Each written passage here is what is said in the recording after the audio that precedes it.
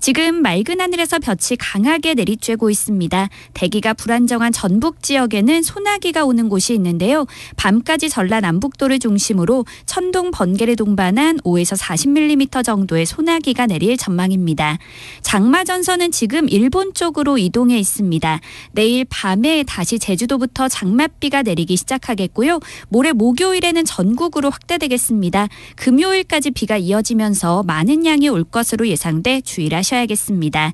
현재 서울의 기온은 31.9도, 습도는 54%입니다. KBS 58분 날씨 송소진입니다.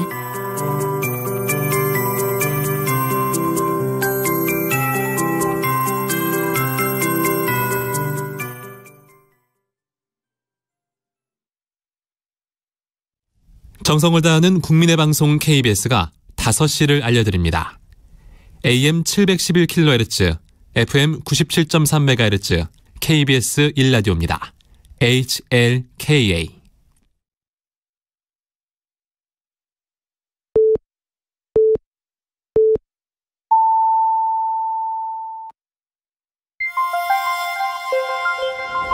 대한민국 중심 채널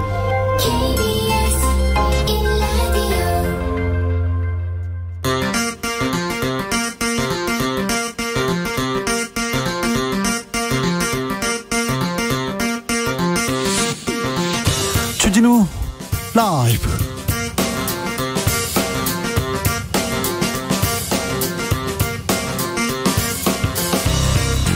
(2022년 6월 21일) 화요일입니다. 안녕하십니까, 주진우입니다. 오늘 오후 4시 한국형 발사체 누리호가 우주를 향해 날아올랐습니다.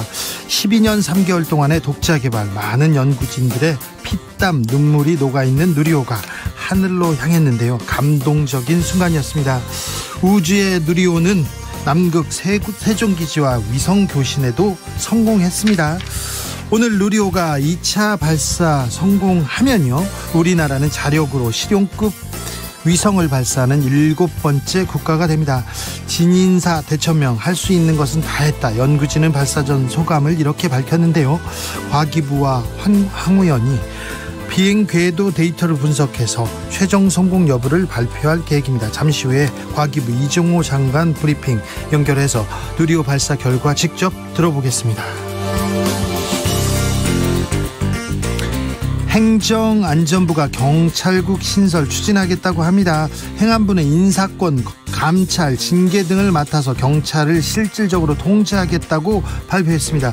치안본부에서 경찰청으로 개편된 지 31년 만에 다시 경찰을 행안부 지휘로 편입시키는 건데요. 법치주의 훼손이다, 과거로 회귀하는 조치다, 경찰들은 강하게 반발하고 있습니다. 기자들의 수다에서 들여다봅니다. 윤석열 정부의 첫 부동산 정책이 나왔습니다. 결국 부동산 안정에 방점을 찍었습니다. 윤 대통령의 공약, 분양가 상한제 폐지는 안 하기로 했습니다. 국회는 23일째 휴업 중인데요. 원구성 협상 시작은 했지만 여야 아직 양보 없이 대치 이어갑니다. 일 안 하는 국회, 언제까지 이렇게 일 안 할지 최영두, 박성준 의원에게 따져보겠습니다. 나비처럼 날아 벌처럼 쏜다. 여기는 주진우 라이브입니다. 오늘도 자중자애, 겸손하고 진정성 있게 여러분과 함께 하겠습니다. 누리호 발사로 오늘은 방송 좀 일찍 시작했습니다. 지금 누리호는 우주를 날아다니고 있습니다. 우주를 향해 날아가는데 어떠셨습니까? 가슴이 벅차오르지 않았나요? 지난번보다 더 열심히, 더 바르게 막 빨리 날아가는 것 같다는 그런 생각도 해봅니다. 발사 최종 성공 여부는 궁금하시죠? 잠시 후에 관련해서 브리핑 들여다보겠습니다. 조금만 기다려 주시고요. 우리 기술로 여기까지 왔습니다. 우주까지 이렇게 인공위성 날려보낼 수 있는 기술 이렇게 만들었습니다. 누리호 발사 순간 여러분은 어떠셨는지, 어떻게 보셨는지 여러분의 소감 들려주십시오. 샵 9730, 짧은 문자 50원, 긴 문자는 100원이고요. 콩으로 보내시면 무료입니다. 그럼 주진우 라이브 시작하겠습니다.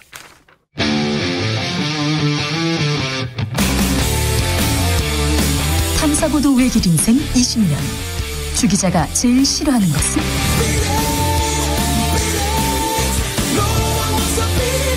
이 세상에서 비리와 부리가 사라지는 그날까지, 오늘도 흔들림 없이 주진우 라이브와 함께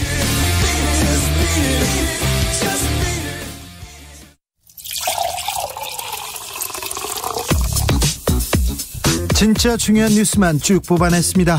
주스 정상근 기자 어서 오세요. 네, 안녕하십니까.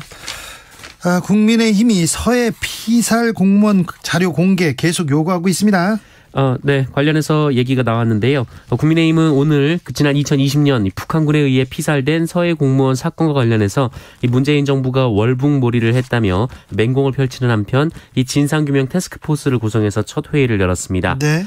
국민의힘은 특히 해수부 공무원 이대준 씨가 이 북한에 잡혀가서 피격되고 소각되기까지 6시간 동안 이 문재인 정부가 어떠한 조치를 했는지 집중적으로 살피겠다라면서 문재인 대통령 6시간 밝혀라 이렇게 막 얘기하더라고요. 네, 문재인 당시 대통령에게 전달된 서면 보고 내용과 이 청와대의 대응 지시 등을 밝히기 위해 대통령 기록물로 지정된 자료를 공개하라라고 주장했습니다. 그리고는 한 발 더 나갔어요?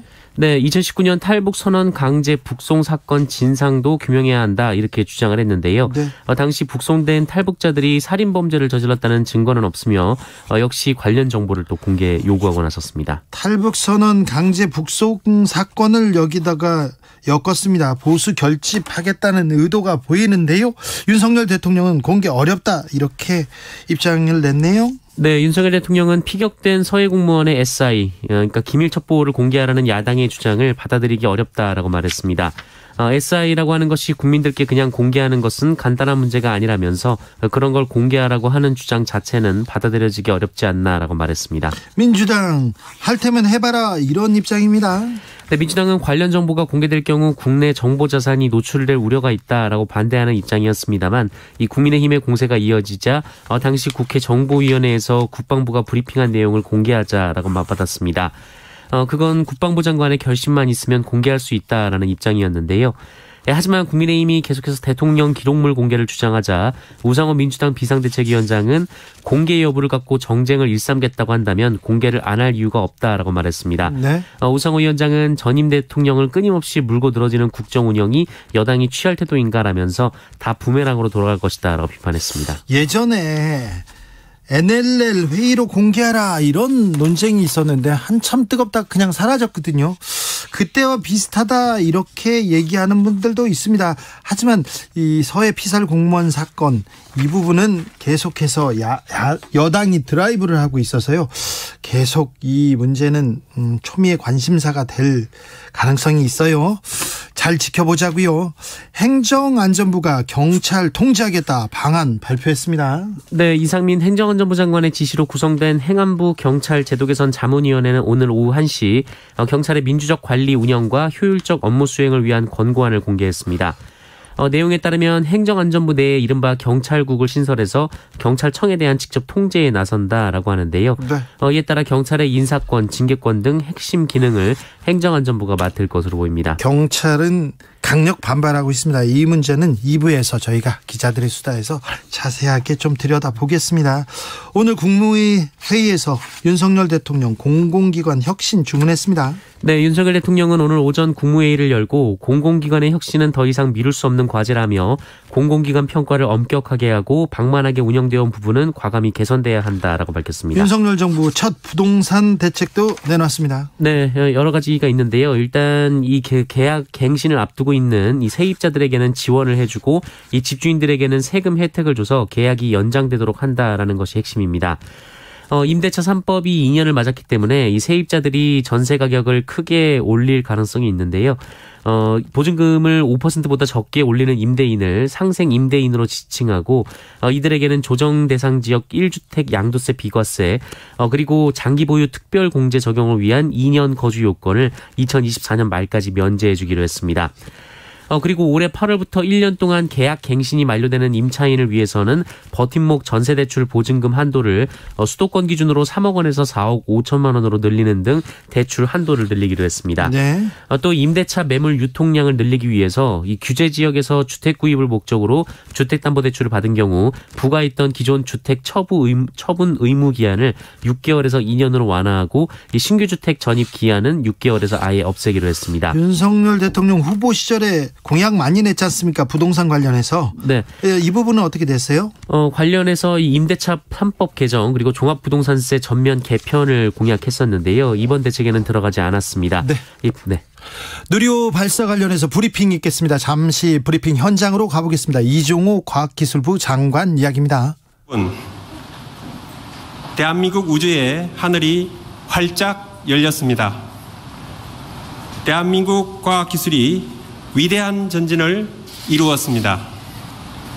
1993년 6월 최초의 과학 관측 로켓 과학 1호가 발사된 지 꼭 30년 만입니다. 대한민국은 우리 땅에서 우리 손으로 우리가 만든 발사체를 우주로 쏘아 올리는 7번째 나라가 되었습니다. 이제 정부는 2027년까지 4번의 추가 발사를 통해 누리호의 기술적 신뢰도와 안정성을 높여나갈 계획입니다. 그리고 8월에는 최초의 달 궤도선 다누리를 발사하고 국제 유인 우주 탐사 사업 아르테미스에도 참여하면서 대한민국의 우주 개발 역량을 계속해서 키워 나가겠습니다. 또한 정부는 우주산업 클러스터 육성과 재정, 세제 지원 등 다양한 정책적, 제도적 지원을 적극 추진하여 뉴 스페이스 시대를 대비한 자생적 우주산업 생태계를 조성해 나가겠습니다. 무에서 유를 창조한 것이나 다름없는 발사체 기술 개발을 위해 오랜 기간 땀과 눈물과 열정을 쏟아주신 대한민국의 모든 연구원, 기업 관계자분께 뜨겁게 감사드립니다. 응원해 주신 국민 여러분, 진심으로 감사드립니다. 정부는 국민과 함께 우주 강국을 향한 담대한 여정을 계속하겠습니다. 대단히 감사합니다. 이종호 과학기술부 장관 브리핑 듣고 오셨습니다. 누리호 발사 성공, 대한민국 우주의 하늘이 활짝 열렸습니다. 가슴이 벅찹니다. 5795님, 누리호 멋지네요. 성공적으로 이루어져서 뿌듯합니다. 강다솔님, 우주시대 개막됐네요.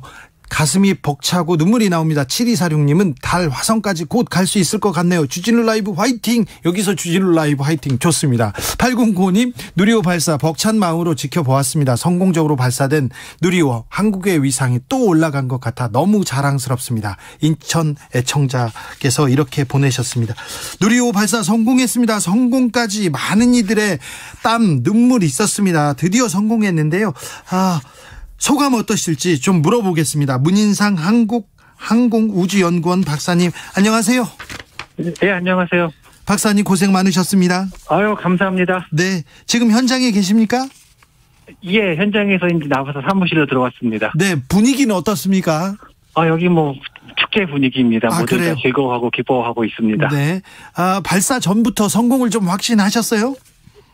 지난번에 말씀드렸다시피 예. 80에서 90% 확신하고 있었습니다. 과학자들이 80에서 90 얘기하면 굉장히 좀 자신이 있다는 거죠. 예, 그렇습니다. 네, 카운트다운 되고요. 발사체가 불꽃을 내뿜고 막 하늘로, 우주로 이렇게 날아갈 때 어떤 생각 드셨어요? 여러 가지 생각이 드는데 드디어 얘가 하늘로 오르는구나. 그다음에 마치 딸을 시집 보내는 아버지 심정이 이런 건가 보면서 가서 좋고 올라가서 섭섭하고 이러는 망감이 교차했습니다. 그렇군요. 예. 박사님 막 우셨어요? 울 뻔은 했지만 울지 않았습니다. 뭉클은 하더라고요. 그래요? 예. 우신 것 같은데요. 아닙니다. 네네. 자, 2차는 성공할 수 있다. 네. 과학적으로 또 기술적으로 자신이 있었습니다. 그런데요. 네. 지난번 출연하셨을 때 그 얘기했지 않습니까? 1차 발사 때 수영 선수가 네네. 마지막 벽을 이게 탁 터치만 하면 되는데 갑자기 팔에 쥐가 나 버렸다 이렇게 했는데, 이번에는 그 부분 완전히 과학적으로 기술적으로 극복한 거죠. 예, 극복을 해서 완전히 성공을 했습니다. 네. 자, 지금 누리호는 우주로 날아간 겁니까? 얼마만큼 지금 날아간 겁니까? 일단 누리호는 이제 1단하고 2단은 바닷속에 추락을 했을 거고요, 지금쯤은. 예. 네. 3단은 아마 위성과 같이 궤도를 돌다가 천천히 이제 고도를 잃고 지구로 떨어질 겁니다. 네. 지금 그러면 우주로 날아가서 이제 그 인공위성을 싣고 지금 우주 상공을 날아가게 되는 겁니까? 누리호는 위성을 이제 배출을 했기 때문에 자기 역할을 다 하고 이제 예. 지상으로 떨어질 거고요. 예. 우주를 계속 도는 거는 이 위성만 계속 돌 겁니다. 아, 그렇군요. 근데 네. 저기 1단, 2단, 3단 이 로켓 있지 않습니까? 네네네. 어디에 떨어집니까? 이거 다른 나라에 떨어지면 안 될 텐데 우리가 가져와야 될 텐데요. 일단 그 회수는 안 하고요. 예. 1단이는 전부 공해상으로 떨어집니다. 1단 같은 경우는 이제 그 일본 끝 남단의 서쪽 그리고 오키나와 상국, 오키나와 약간 북쪽에 떨어지고요. 예. 그다음에 이제 페이로드 덮개가 떨어지는데 페이로드 덮개는 어디냐 그 대만하고 필리핀 중간 수역의 동쪽에서 떨어지고요. 네. 그다음에 마지막에 2단은 그 파푸아 뉴기니 섬 북쪽에 떨어집니다. 그 어디 떨어지는 것도 다 아는군요. 근데 회수 안 합니까, 이거? 회수하기 너무 힘들어요. 그래요? 네. 저는 일본이 이것도 가져갈까봐. 아니면 북한에서도 가져갈까봐. 그게 이제 별로 걱정 안 하셔도 되는 게 예. 굉장히 그 빠른 속도로 날다가 바닷속으로 추락하는 거기 때문에 쉽게 생각하면 뭐 굉장히 높은 빌딩에서 콘크리트로 떨어지는 거랑 비슷해요. 그래가지고 네. 바닷속에 추락하는 순간 산산조각이 날 겁니다. 아, 그래요? 그런데요. 박사님, 누리호 발사 성공이 뭘 의미하는지 가장 큰 수확은 뭔지도 알려주십시오. 누리호 성공 가장 큰 거는 이제 우리도 우리 손으로 위성을 쏠 수 있다라는 이제 그 기술적인 확보가 된 것이고요. 예. 두 번째는 이제 국민들 어떤 염원도 이루어진 것 같고, 그다음에 네. 가장 무엇보다도 여태까지 우리가 위성을 쏘려면은 외국 발사체에 의존을 해서 쏴야 됐잖아요. 예. 예, 그러는 와중에 우리 위성의 정보가 외국으로 이렇게 누출될 가능성이 있었는데, 예, 그런 거를 사전에 우리가 통제를 할 수 있다라는 것도 아주 큰 의미가 될 거라고 생각을 합니다. 자, 인공위성까지 쏘아 올릴 기술이 있어요. 그러면은 달에 갈 기술도 조금만 보충하면 생기는 겁니까? 예, 달까지는 아마 갈 수 있을 것 같습니다. 달까지는? 예, 지금 현재 우리 8월 달에 네. 그 외국의 발사체를 이용해가지고 우리 달 탐사선에 갈 거고요. 달 탐사선이 갑니까, 8월에? 예, 갑니다. 네. 그 다음에 그 향후로는 우리 발사체를 가지고 우리 달 탐사선을 달로 보낼 계획도 지금 세우고 있습니다. 그럼 박사님, 우리가 달까지 갈 능력은 있는 거네요? 예, 있다고 보셔도 될 것 같습니다. 굉장히 큰 의미 같은데요, 일단. 예. 달나라에 간다. 이거는 굉장히 큰 의미 같습니다. 자, 이 발사에 성공하면서 7번째라고요, 우리가? 전 세계에서? 아마 그렇게 될 것 같습니다. 정확하게 지금 조사해보진 않았는데 그 정도 되는 것 같습니다. 네. 자, 그러면 우주 개발 선진국이라고 말할 수도 있습니까? 그렇죠. 이제는 그렇게 말할 수도 있을 것 같습니다. 네. 북한은 우리보다 지금 약간 앞서 있습니까? 이제는 우리가 앞섰다고 볼 수 있을 것 같아요. 왜 그래요? 그러냐면은, 그 지난번만까지만 하더라도, 예. 북한은 실용 위성을 무죄 쐈죠. 올렸고, 예. 우리는 아직까지 올린 적이 없는데, 네. 이번에 위성을 올려가지고, 우리가 위성의 궤도에 위성을 올릴 수 있는 능력이 더 크다는 걸 보여줬어요. 북한을 앞질렀습니까? 예, 더 큰 위성을, 더 좋은 위성을 우주에 우리가 투입을 할 수 있다라는 게 증명이 됐기 때문에, 네. 이제는 드디어 우리가 앞질렀다라고 봐도 될 것 같습니다. 그래요? 사실 저 미사일 쏘고 막 그러면 좀 가슴 속에 우리보다 미사일은 잘 쏴, 인공위성도 먼저 쐈어, 그런 게 있었는데 이제 우리가 자부심을 가져도 되겠네요. 예, 그렇습니다. 인공위성 분야는 상대도 안 되고요, 북한하고. 발사체 방면에서 북한이 조금 앞섰다고 여겨졌었는데, 이제 그마저도 저희가 이제 추월을 한 거죠. 모든 기술에서 이제 북한 이제 따라잡았군요. 예, 그렇습니다. 네. 자, 누리호는 일단 성공적으로 이 프로젝트 종료됐습니다. 그러면 이후에 우리 우주 개발 계획, 우주 계획, 목표는 뭡니까? 지금 이제 말씀하신 대로 이 프로젝트는 종료가 됐고요. 네. 하지만 이제 누리호는 계속 하늘로 올라갑니다. 네. 앞으로 이제 고도화 사업이라는 게 생겨서요. 그 사업을 통해서 누리호는 대략 한 1년에 한 개 정도 하늘로 올라가고, 그동안에 이제 항공우주연구원에서는 이제 그 다음 넥스트 발사체를 이제 연구를 하게 될 겁니다. 예. 그래서 앞으로 좀 더 훌륭한 발사체가 나오겠죠, 누리호보다. 네. 그러면 이제 자주 쏘는 모습을 보겠네요. 예, 이제 대략 한 1년에 한 번 정도 올라갈 것입니다. 그렇습니까? 예. 예전에는 나사에서 미 항공우주국 어디에서 이렇게 미사일 쏘고 또 그다음에 또 우주선 쏘고 이런 거 보기만 했는데 우리나라에서도 우주로 이제 팡팡 쏘는 거네요. 예, 그렇습니다. 네, 아이고, 네. 고생 많으셨습니다, 박사님. 예, 감사합니다. 따뜻한 밥 모실게요. 네. 알겠습니다. 고생하셨습니다. 오늘은 좀 쉬십시오. 예, 감사합니다. 문인상 항공우주연구원 박사님이었습니다. 6089님께서 누리호 발사 장면 보면서 너무 기뻤습니다. 누리호가 우주 공간에서 기쁨을 누리면서 누비길 바랍니다. 지금 기쁨을 누리면서 막 누리고 있는 것 같습니다. 우리도 좀 누려도 될 것 같습니다. 우주 강국이 됐고요. 선진국이 됐고 북한을 또 이렇게 따라잡았다니까 또 좋습니다. 아이고 일본 기술 물어볼 걸 그거 물어봤어야 되는데 중국은 좀 많이 앞서 있다고 합니다. 6253님 가슴이 뭉클합니다. 우리나라 과학으로 이뤄냈다는 게 우리나라 과학 뭐 최고의 기술은 또 있지요 우리가. 8431님 너무 기쁘고 좋았어요. 심장이 터질 듯했어요. 아 그러셨어요? 심장이 터질 것 같진 않았는데 뭐 많은 분들이 심장이 막 쫄렸다 쪼그라들었다 이런 얘기는 하셨는데 터질 것 같이 좋았다고 합니다. 알겠습니다. 2919님 누리호 발사 성공 감격스럽습니다. 저도 그랬어요. 감격에 겨웠습니다. 네, 대한민국 만세입니다. 누리호 성공하기 위해서 애쓰신 연구진 분들 수고 많으셨습니다. 감사합니다. 얘기합니다.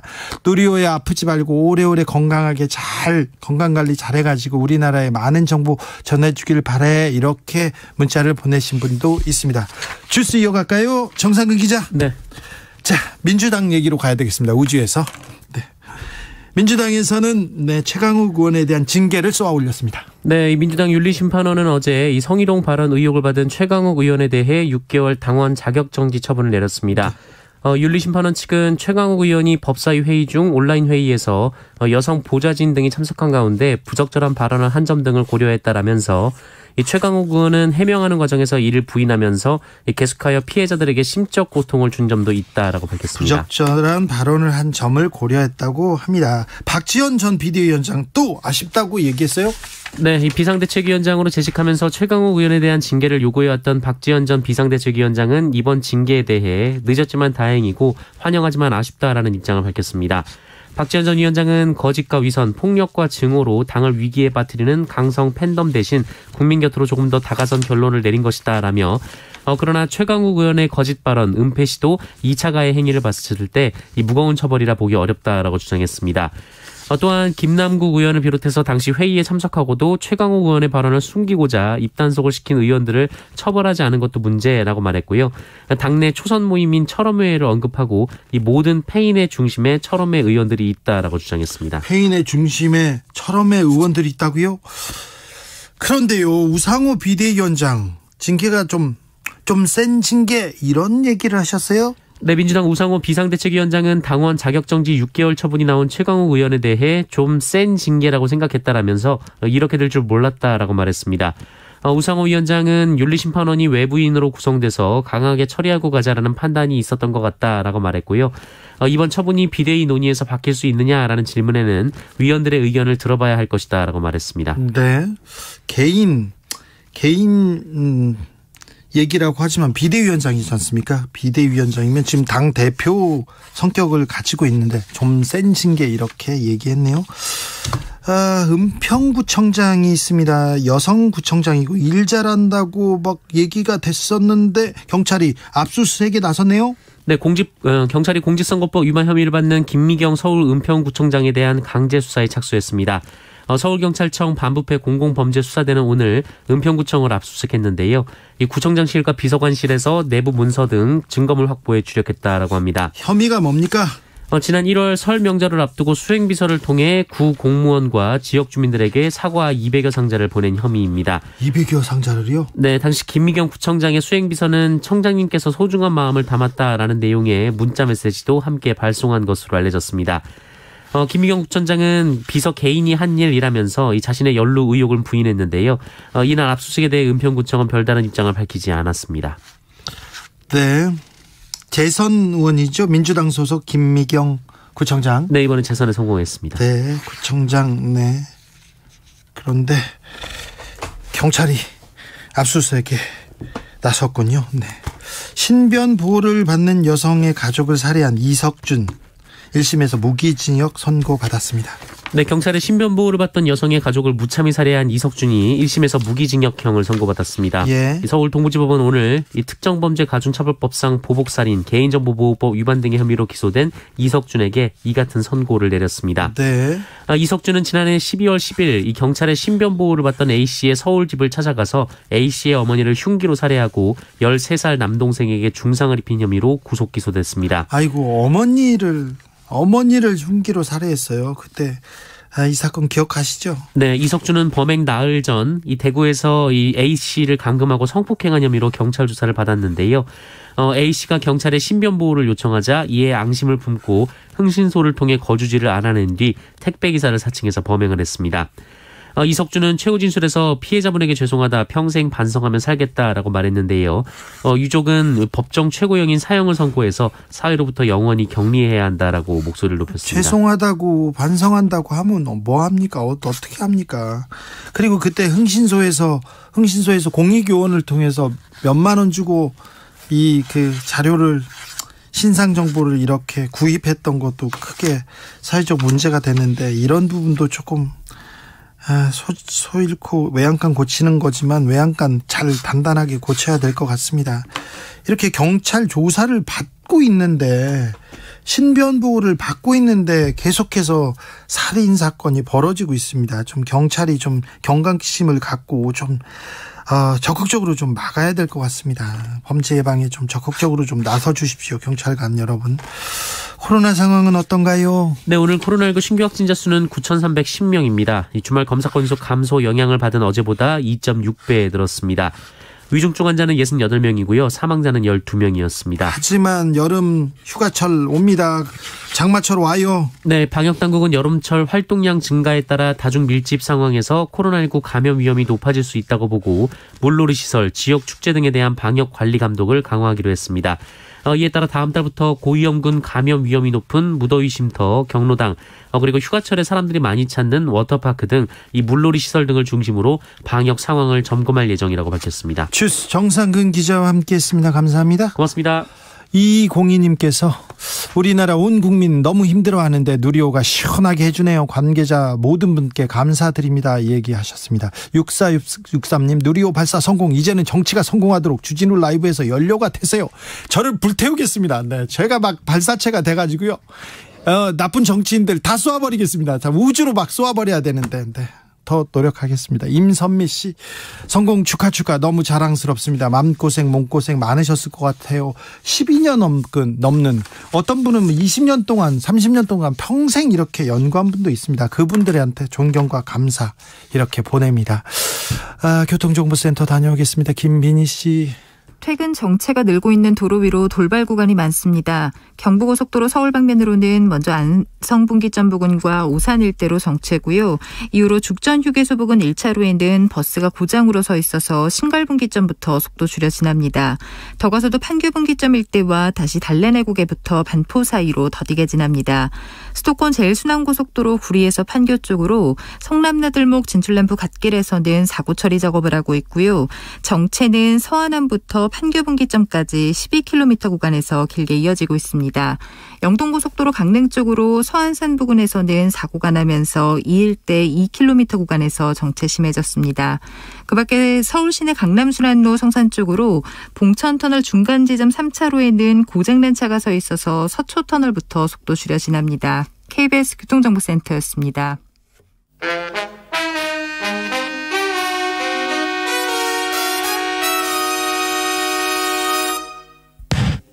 주진우 라이브 돌발 퀴즈.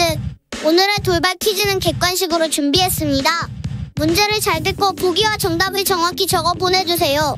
오늘 정부가 부동산 대책을 발표했습니다.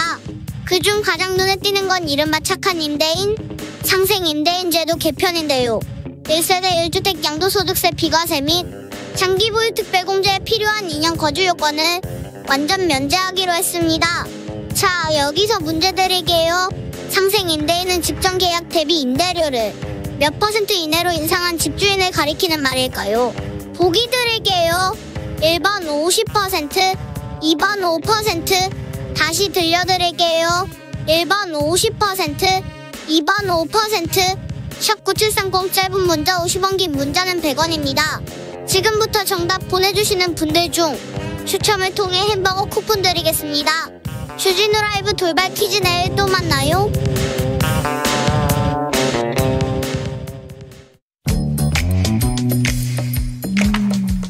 오늘의 정치권 상황 깔끔하게 정리해드립니다. 여당 크로스 최가박과 함께 최가박당.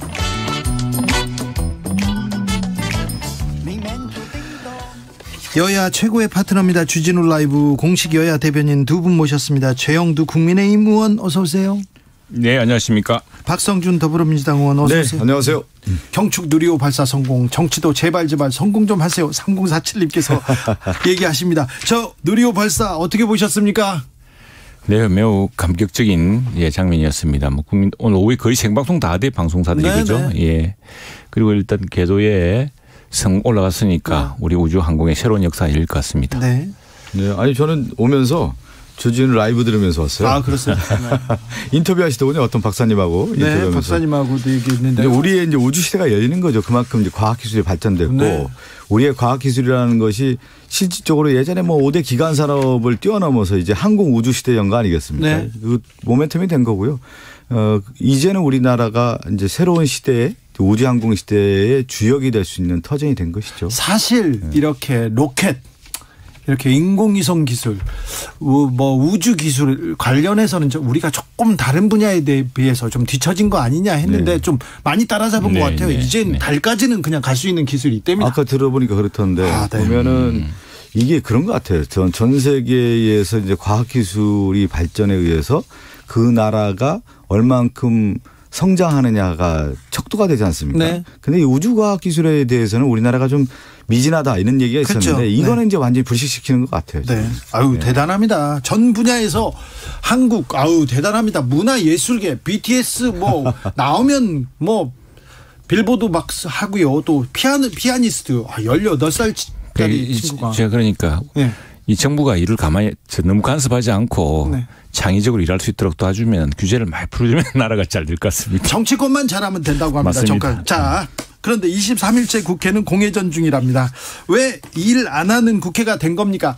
의원님 좀 따져 물어야 되겠습니다. 최영두 의원님. 이게 참 난처합니다. 그런데 이 정권은 교체가 됐는데 국회에서 제1당은 여전히 민주당입니다. 180석 가까운 당이어서 지금 민주당하고 이제 우리가 벌써 한 20년 전에 2004년인가요? 그 당시에도 대통령은 노무현 대통령이었는데 국회의장은 야당 박관영 의장이었고 당시에 이제 법사위원장을 민주당이 했습니다. 야당이. 그러니까 1당과 2당이 서로 국회의장과 법사위원장을 서로 나눠 가져서 우리 국회가 특별하게 이게 협치 전통이 있거든요.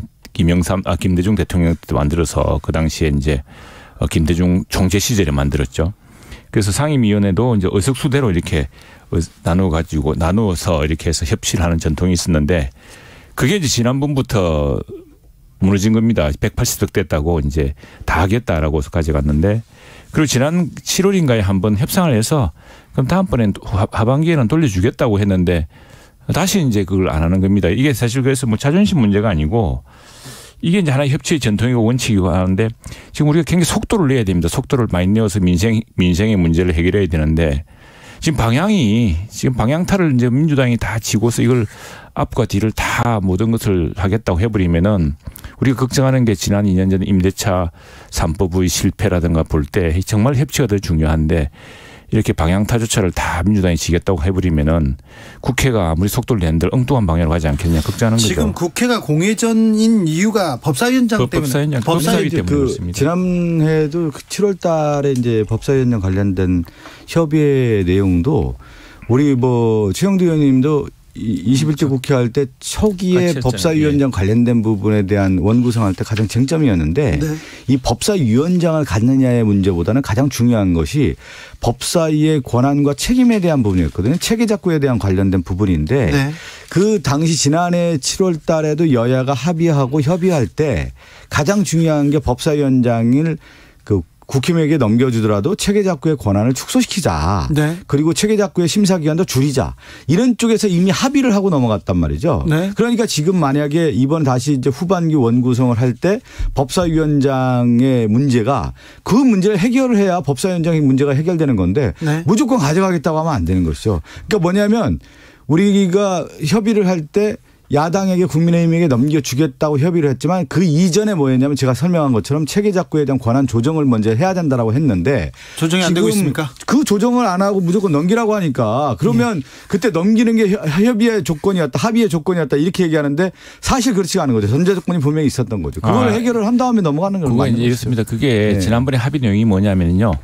그 당시 법사위가 사실은 민주당이 그 당시에 이제 법사위를 가져간 뒤에 법사위가 그냥 그 모두를 지고 있습니다. 법사위를 통과돼야지만이 이제 본회의에 이게 옥상옥이에요.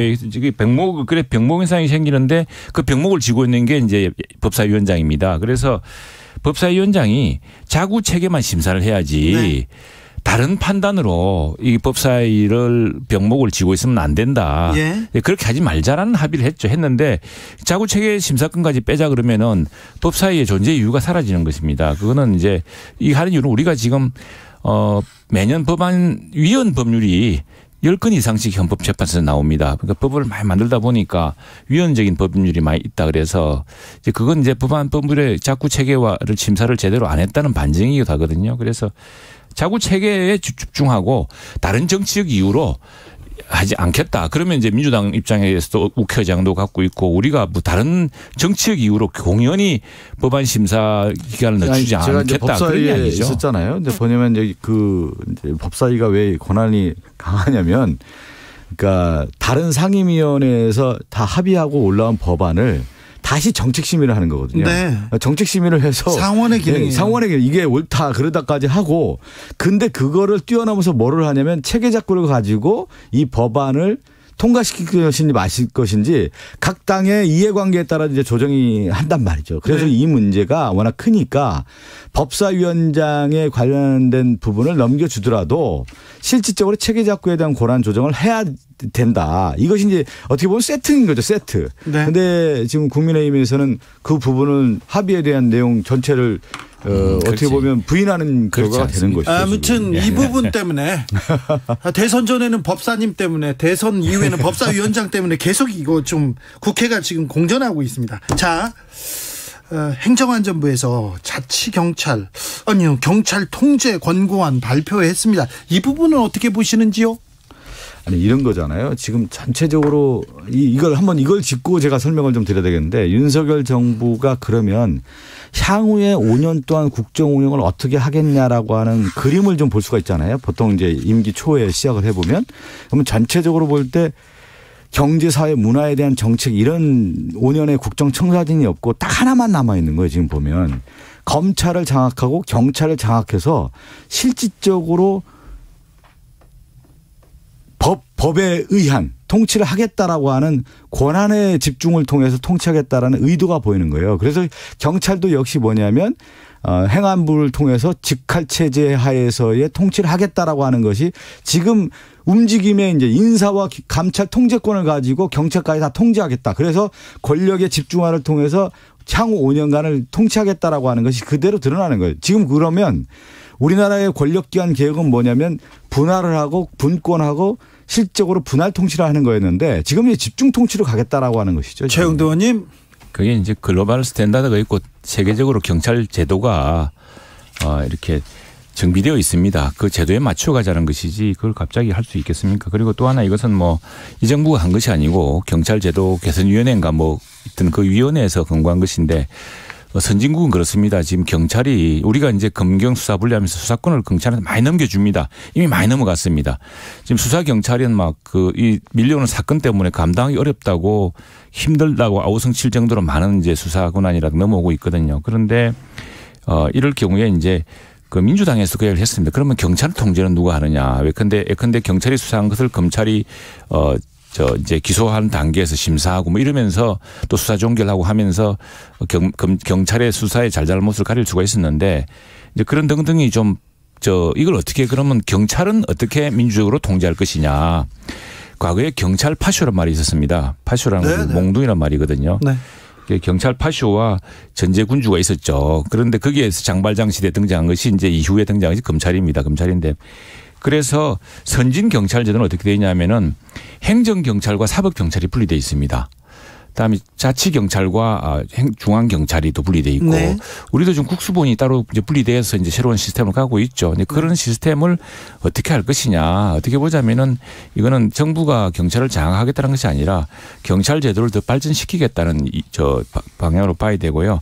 뭐 지금도 경찰청장을 통해서 모든 걸 다 하려면 할 수가 있었죠. 또 여기다가 지금 경찰 인사를 그동안은 청와대 민정수석실에 했는데 지금은 대통령실에 민정수석실이 없지 않습니까? 네. 그럼 이제 경찰 인사의 공정성 이런 걸 또 어떻게 할 것이냐 그런 것도 아울러 살피게 되는 그런 제도 개선으로 봐야 됩니다. 그런데 이거는 이제 보면요. 행정안전부의 이제 자문위원회가 이제 경찰 통제 권관인데 행안부의 경찰에 대한 어떻게 보면 지휘 통제권 강화예요. 그러니까 지금 최영두 의원님이 얘기한 것처럼 자치경찰, 중앙경찰 이는 나눠주는 건 뭐냐면 스스로 경찰의 권한을 분산해서 스스로 통제할 수 있는 견제와 균형의 원리에 맞게 가는 것인데 지금 뭐냐면 일극체제로 가는 거죠. 행정안전부에서 실질적으로 경찰을 통제하는 권한을 강화하는 가는 거기 때문에 그동안의 우리나라의 권력기관 개혁의 그 방향과는 역행하고 있는 흐름으로 가고 있다라는 거예요. 그것이 지금 가장 큰 쟁점 아니겠습니까? 2167님께서 대한민국 집값 안정 기원합니다. 먹고 살기 힘든 요즘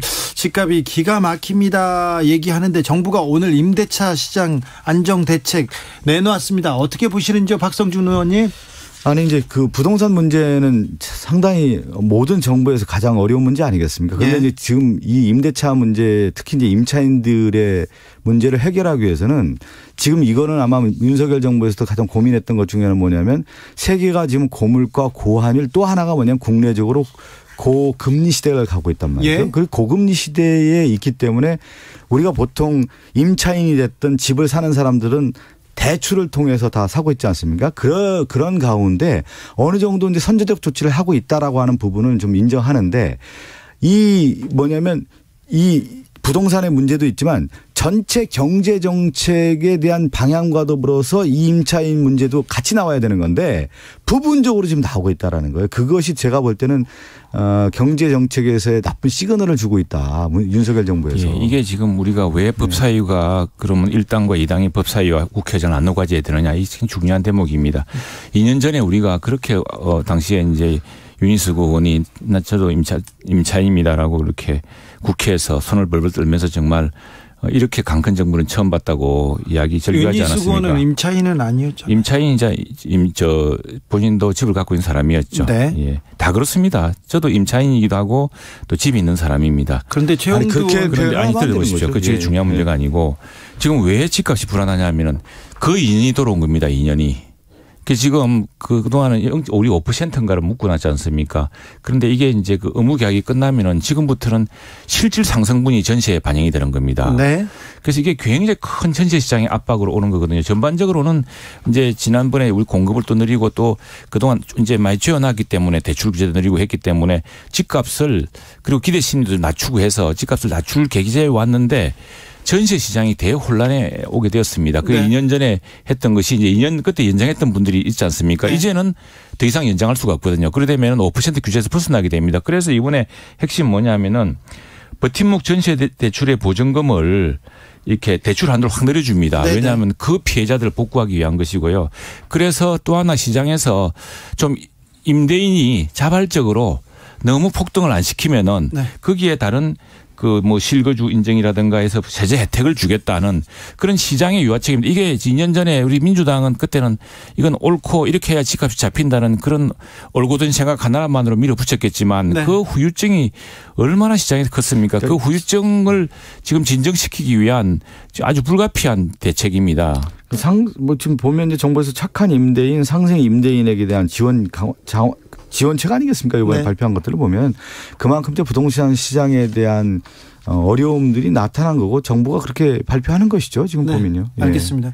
최영두 의원은 임차인이자 임대인입니다. 근데 착한 임대인이시거든요. 근데 어디 가서 임차인이라고 얘기는 안 하시더라고요. 자, 넘어가겠습니다. 서해 공무원 왜 그렇게 또 삐딱하게? 삐딱하게가 아니라 최영두 의원님은 항상 그렇게 얘기하시잖아요. 아니 나도 임차인인데 임차인 정확한 시장을 아니 최 의원님 개념 규정을 좀 잘 해야 될 것 같아요. 뭐냐면 임차인이라고 하는 경우는 집이 없었을 경우에 임차인이라고 하는 거고 내가 집을 가졌어 예를 들어서. 그런데 집을 하나 월세를 사는 경우 경우가 있죠. 그런 경우를 더 중요한 문제가 필요해서 많으니까 월세 사는 시민들 경우는 임차인이라고 하지는 않죠. 네네. 그러니까 그거는 그 표현을 쓰면 안 된다는 거죠. 그렇죠. 왜 임차인이지? 나는 누가 그렇게 표현을 씁니까? 임차인이 더 지금 보증금이 더 많아요. 아니 근데 최영도 의원은 저한테 이렇게 저는 뭐 임대를 줬는데 싸게 줘 착한 임대인이 있더라고요. 그래서 착한 임대인으로 알고 있습니다. 아니, 착해서 그런 게 아니고 네, 원래 임차인이기도 하죠. 그게 빚이라고 생각했기 때문에. 알겠습니다. 자, 서해 공무원 피살 사건으로 넘어갈게요. 이 문제가 굉장히 뜨거운 화두로 떠오릅니다. 여기에 또 하나 북송한 탈북자 이 내용도 또 해명하라 이렇게 얘기 나왔습니다. 최영도 의원님 왜 이렇게 이게 중요한 사안이 되고 있습니까? 우선의 유족들 첫 번째는 서해 공무원 아들과 그 가족들이 내내 해왔습니다. 그래서 사실은 이게 이 정부에서 이 정부 들어와서 시작된 게 아니고 지난해 12월인가 지난해에 국가인권위원회가 유족들의 편을 들어줬습니다. 손을 들어줬습니다. 왜냐하면 당시에 월북이라고 단정하고 또 무슨 빚이 있네 없네라는 이런 사실과 다를 수 있는 이야기를 해서 월북으로 몰아갔던 측면이 많았거든요. 그래서 그 당시에 유족들이 국가인권위원회 대통령에도 하소연하는 편지도 보내고 국가인권위원회 냈더니 국가인권위원회에서 그 과도한 표현과 일방적인 게 있었다고 해서 시정 조치를 했는데 시정 안 된 채 정부가 이제 끝났죠. 끝났는데 새 정부에서 다시 이 문제가 이게 중요한 문제 아니겠습니까? 우리가 모든 국민 한 사람 한 사람의 생명이라는 것이 그렇게 가볍게 다뤄지지 않아야 되는 거 아니겠습니까? 그래서 우리가 몇십 년 전에 그런 그 역사적 사건에 대해서도 다시 한번 생각하게 되고 또 억울한 죽음이 없도록 다시 한번 진상조사도 하게 되고 끝없이 진상조사 해왔는데 이 문제는 명백히 유족이 있고 또 막상 이번에 그래서 유족들의 그 희망에 따라서 원망에 따라서 재조사를 해봤더니 당시에 이걸 일부러 좀 월북이라는 쪽으로 몰고 가려고 했던 증거들이 막 드러나니까 이제 이게 문제가 되는 거죠. 자, 그러면 이거는요. 최영도 의원이 두 가지로 크게 좀 나눠서 볼 필요가 있을 것 같아요. 그러면 서해 공무원 피살 사건 아닙니까? 그러면 당시에 정부가 북한에게 어떻게 했는지를 이제 따져봐야 되겠죠. 그랬을 경우는 북한이 피해 공무원을 피살했었던 사건에 대해서 문재인 정부가 강력하게 북한을 규탄했고 북한에서 사과까지 하지 않았습니까? 그 문제가 가장 핵심인 거고요. 지금 최영도 의원이 두 번째 얘기한 그러면 유족의 아픔에 대한 것은 저희가 좀 같이 아파하고 월북 문제냐 아니냐를 가지고 계속 지금 나오는데 그러면 이 얘기가 나온 거예요. 가장 쟁점은 군 당국의 특별 취급 정보 공개 SI 아니겠습니까? 저도 그 당시에 국방이 있었어요, 제가요. 그 당시 국방이 있었는데 야당 의원들도 제가 기억하기로는 월북에 대한 얘기를 좀 했었습니다.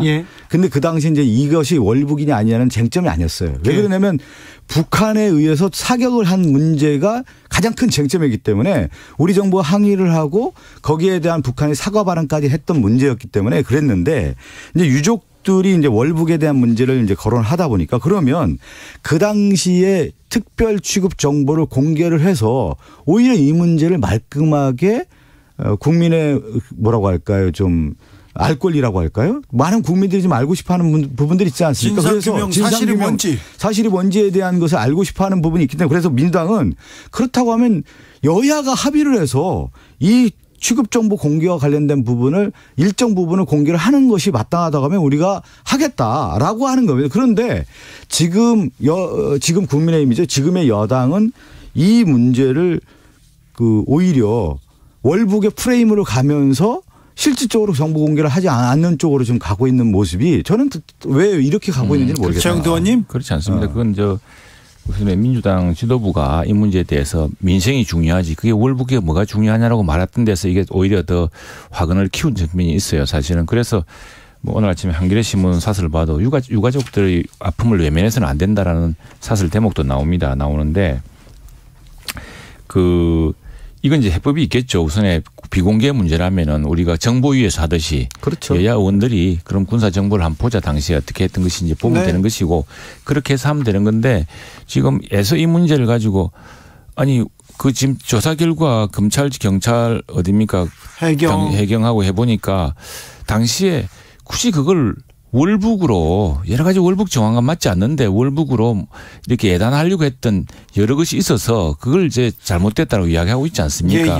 그렇다고 한다면은 그 당시에 그럼 지휘계 누가 어떻게 해서 그게 사실 청와대 기록 월북이 더 중요한 거죠. 왜냐하면은 이전에 세월호 때 대통령이 그 몇 시간 동안 뭐 했느냐 가지고 전부 그렇게 뭐 하지 않았습니까? 그러다가 정부가 끝나고 난 뒤에 갑자기 청와대 캐비넷에서 없던 문구이 나오고 막 그랬는데 지금 뭐 그렇게 하진 않다 하더라도 왜 그렇게 그걸 판단을 예단을 그렇게 해서 이게 우리나라에서 이 한 사람의 국민의 생명이 또 소중할 뿐더러 남은 가족들이 월북자의 가족으로 산다는 것은요. 그건 엄청난 죽은 걸치고 굉장히 큰 고통입니다. 네. 뭐 취업이고 뭐고 그런 것을 국가가 억울하게 죽은 어쨌거나 억울하게 죽은 우리 공무원에 대해서 그 가족에 대해서 배려는 못할 망정 그렇게 죽은 걸치를 하려는 그런 프레임은 도대체 어디서 나왔느냐. 여기서 간단히 사과하면 되는 문제입니다. 진실을 밝히고. 근데 왜 이제 그 월북 어선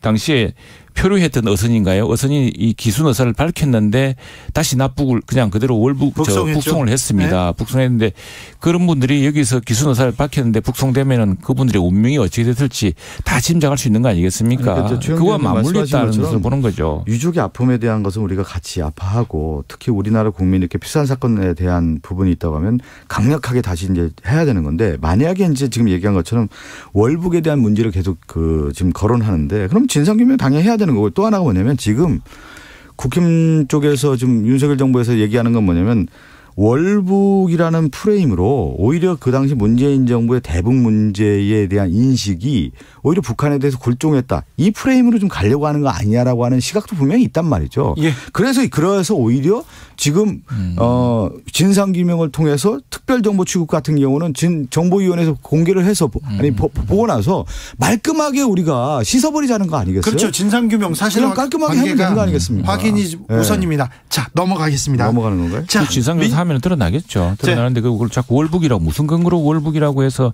온 전시에 이 양반이 또 이 부분에 무슨 대해서도 빚이 있다 뭐 있다 해가지고 월북인지 아닌지 이 부분에 대해서도 진상규명 필요합니다. 민주당으로 가보겠습니다. 최광욱 의원 당원 자격 6개월 정지 처분 내려졌습니다. 그런데 중징계 민주당이 지금 엇갈린 반응 보입니다. 팬덤 반발한다. 후폭풍 극심하다 이렇게 얘기하는데 어떻게 보십니까? 박성준 의원님.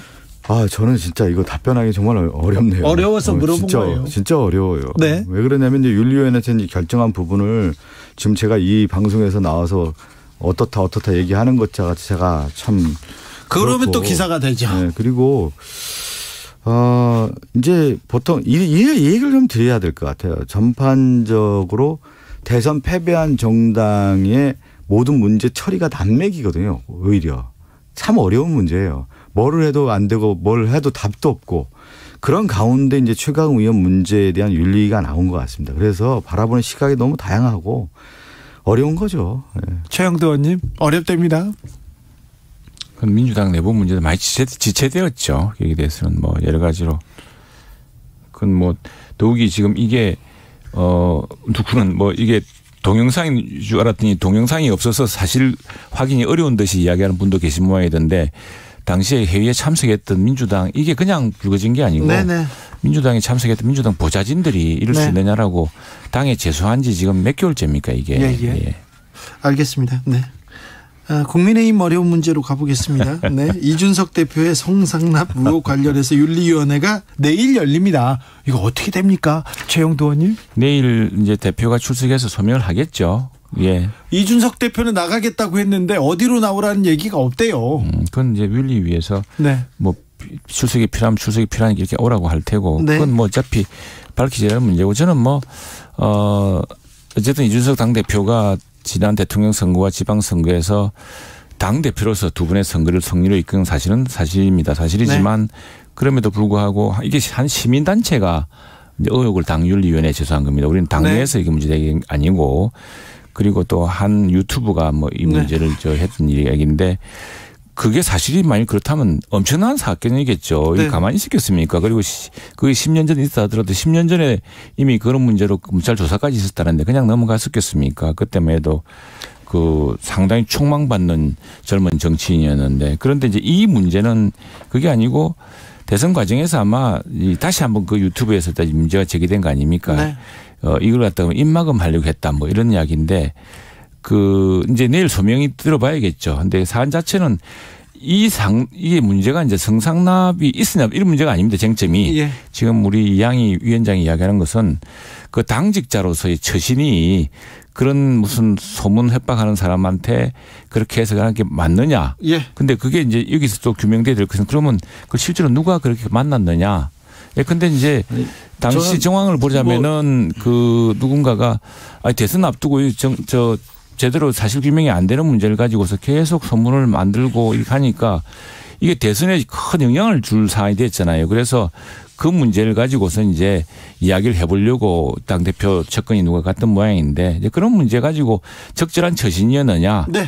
그리고 왜 그랬느냐. 네. 이런 문제들에 대한 내일 결정이 나겠지만 나겠죠. 이 문제가 왜 불거졌냐 보면은 결국은 국민의힘 내부의 권력투쟁 과정에서 나온 거 아니겠습니까? 보통 시민단체가 이렇게 얘기했다고 하는데 그 시민단체에는 항상 뒤에 정치적 세력이 있는 거예요. 그랬을 경우에 우리가 알듯이 이준석 제거 작업이 분명히 들어갈 거라고 얘기 나왔고 이준석 대선 끝나고 나서 이준석 당대표를 축출할 것이다라고 하는 얘기가 나왔는데 윤핵관과의 갈등도 그 갈등이 있었고 또 하나는 뭐냐면 윤석열 당시 후보와 이준석 대표와의 갈등이 얼마나 컸습니까? 네. 그러면서 윤핵관과의 갈등이 컸기 때문에 대선 이후에 이준석 당대표는 자리가 없을 것이다 라고 하는 예측이 있었는데 그대로 드러난 거고 그런 가운데 뭐가 나오냐면 이런 걸 하나 만드는 거죠. 어떻게 보면. 왜 10년 전에 또 이게 10년 전에 일이 왜 나왔겠습니까? 그러면 그것은 폭발력이 있는 이슈를 하나 만들어서 이걸 이제 하나 과정에서 대선 과정에서 나왔던 문제고 결국은 토사구팽이라고 하는 표현이 여기서 맞는 것이죠. 그러니까 이준석 당대표는 모든 선거의 승리의 가장 주역이었는데 결국은 승리의 씨앗을 같이 나눠 먹지는 못하는 것이죠. 민주당의 희망사항이고 지금 상황은 그렇습니다. 이 집권 초기에 더구나 거대 야당이 있는 이 상황에서 이게 지금 이제 우리가 권력투쟁으로는 번질 수가 없고 권력투쟁 성격도 아닌 것이 이 문제는 만일 이렇게 되면은 우리 전당대회를 다시 해야 됩니다.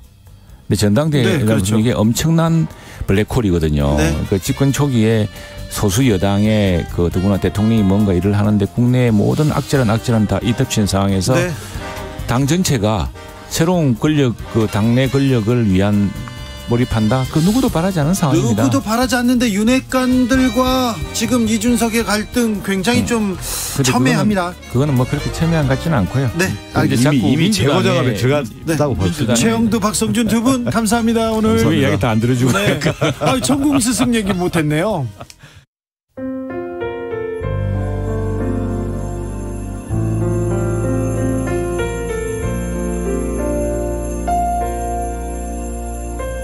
KBS 라디오 연중기획 희망충전 대한민국 487번째 이야기.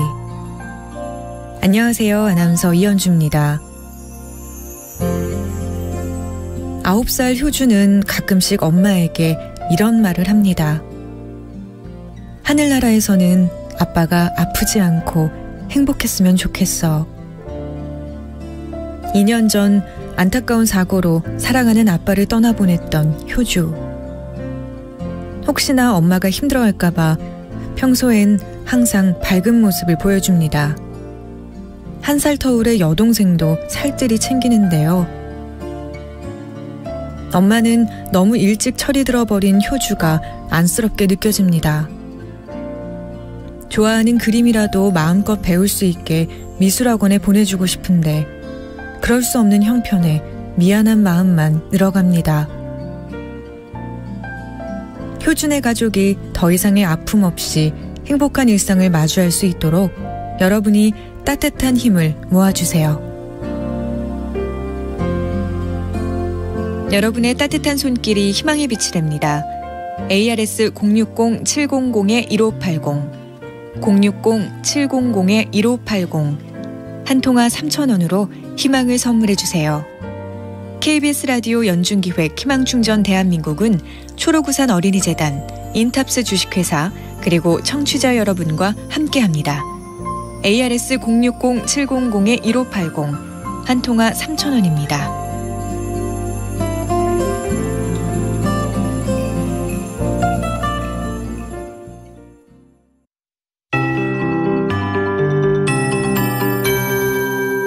KBS 58분 날씨.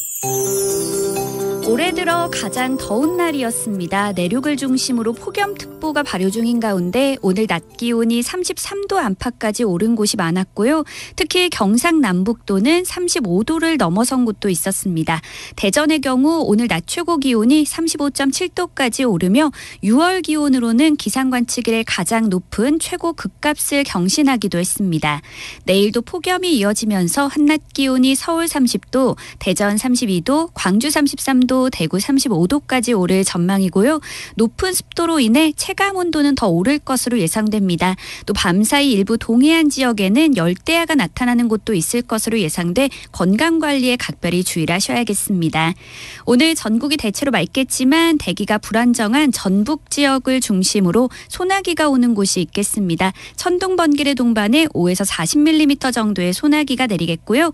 장마전선은 지금 일본 쪽으로 이동해 있습니다. 내일 밤에 다시 제주도부터 장맛비가 내리기 시작해 모레 목요일에는 전국으로 확대되겠고 금요일까지 이어지면서 전국적으로 많은 양의 비가 내릴 것으로 예상돼 주의를 하셔야겠습니다.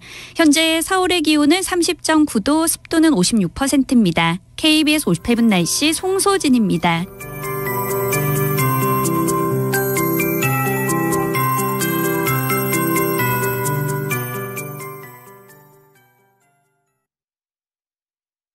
정성을 다하는 국민의 방송 KBS가 6시를 알려드립니다. AM 711kHz, FM 97.3MHz, KBS 1라디오입니다. HLKA.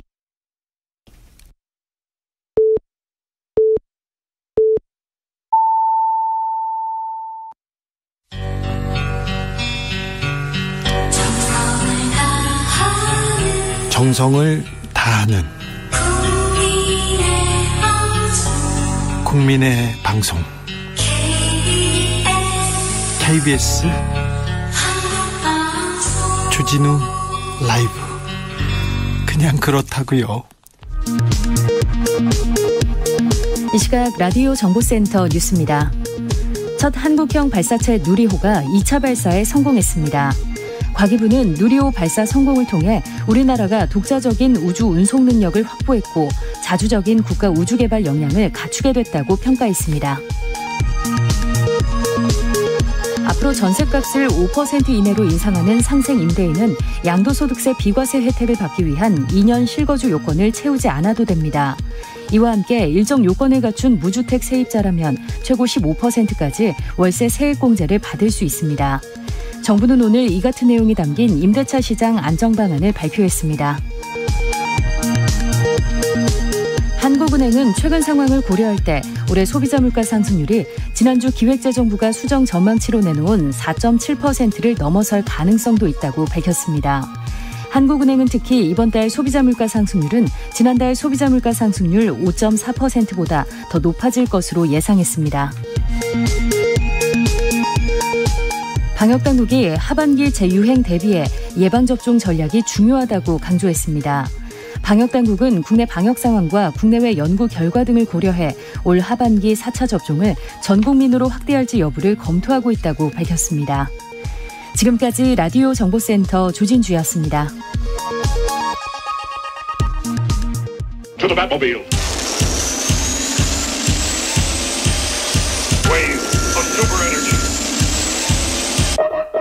주기자의 1분. 우크라이나 전쟁으로 피난민이 1,300만 명을 넘어섰습니다. 유엔 자료에 따르면 590만 명이 넘는 우크라이나 사람들이 조국을 떠났다고 합니다. 난민 대부분은 여성과 어린아이들입니다. 무슨 죄가 있다고. 전 세계 난민은 1억 명이 넘었습니다. 전쟁이나 정치적, 종교적 박해 등을 피해서 고향을 떠나는 이주민은 증가하고 있습니다. 특히 갑작스러운 기후변화로 생활터전을 잃은 기후난민 매년 2천만 명 이상 발생합니다. 전문가들은 기후위기에 빨리 대응하지 않는다면 최대 7억 명이 빈곤에 빠지고 식수를 찾아서 떠나는 난민은 수억 명에 이를 거라고 경고합니다. 가뭄으로 강원도 정선 산간 지역에서 고향을 떠나는 사람도 있다고 합니다. 이것도 기후난민의 범주에 넣어야 합니다. 최근 북극 기온 예년보다 3도 이상 높습니다. 미국과 유럽에서 폭염기로 계속 갱신하고 있는데요. 프랑스에서는 야외 활동 금지하기도 했습니다. 소가 집단 폐사하고 새가 하늘에서 떨어졌다는 뉴스를 봤습니다. 만약 가난한 나라에서 폭염이 덮쳤다면 희생자가 더 많이 발생했을 겁니다.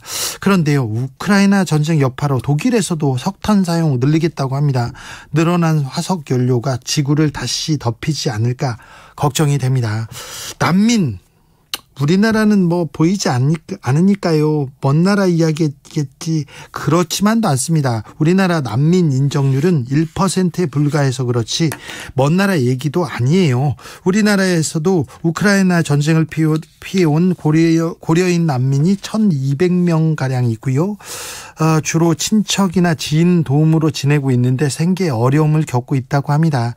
그전에는 탈레반을 피해서 아프가니스탄을 탈출한 사람들도 있었고요. 내전을 피해서 제주도에 온 예멘 난민도 있습니다. 국가가 기본적인 삶의 권리는 보장해야 하는데 아직 우리나라 이 부분에서 부족합니다. 우리 사회는요, 난민 지원은 물론 난민에 대한 시선 또한 곱지 않습니다.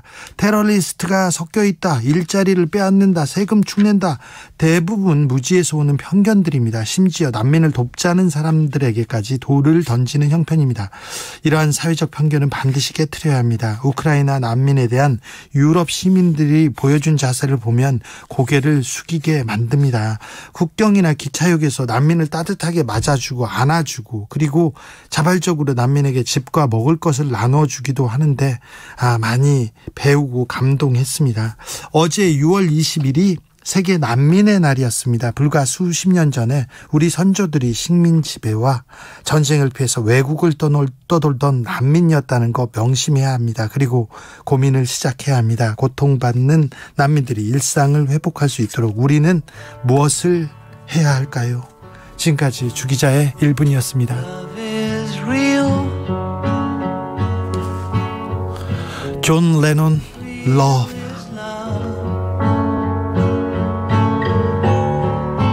Love is feeling love. Love is wanting to be loved. Love is touch. Is love. Love is reaching love. Love is asking to be loved. Love is you and me.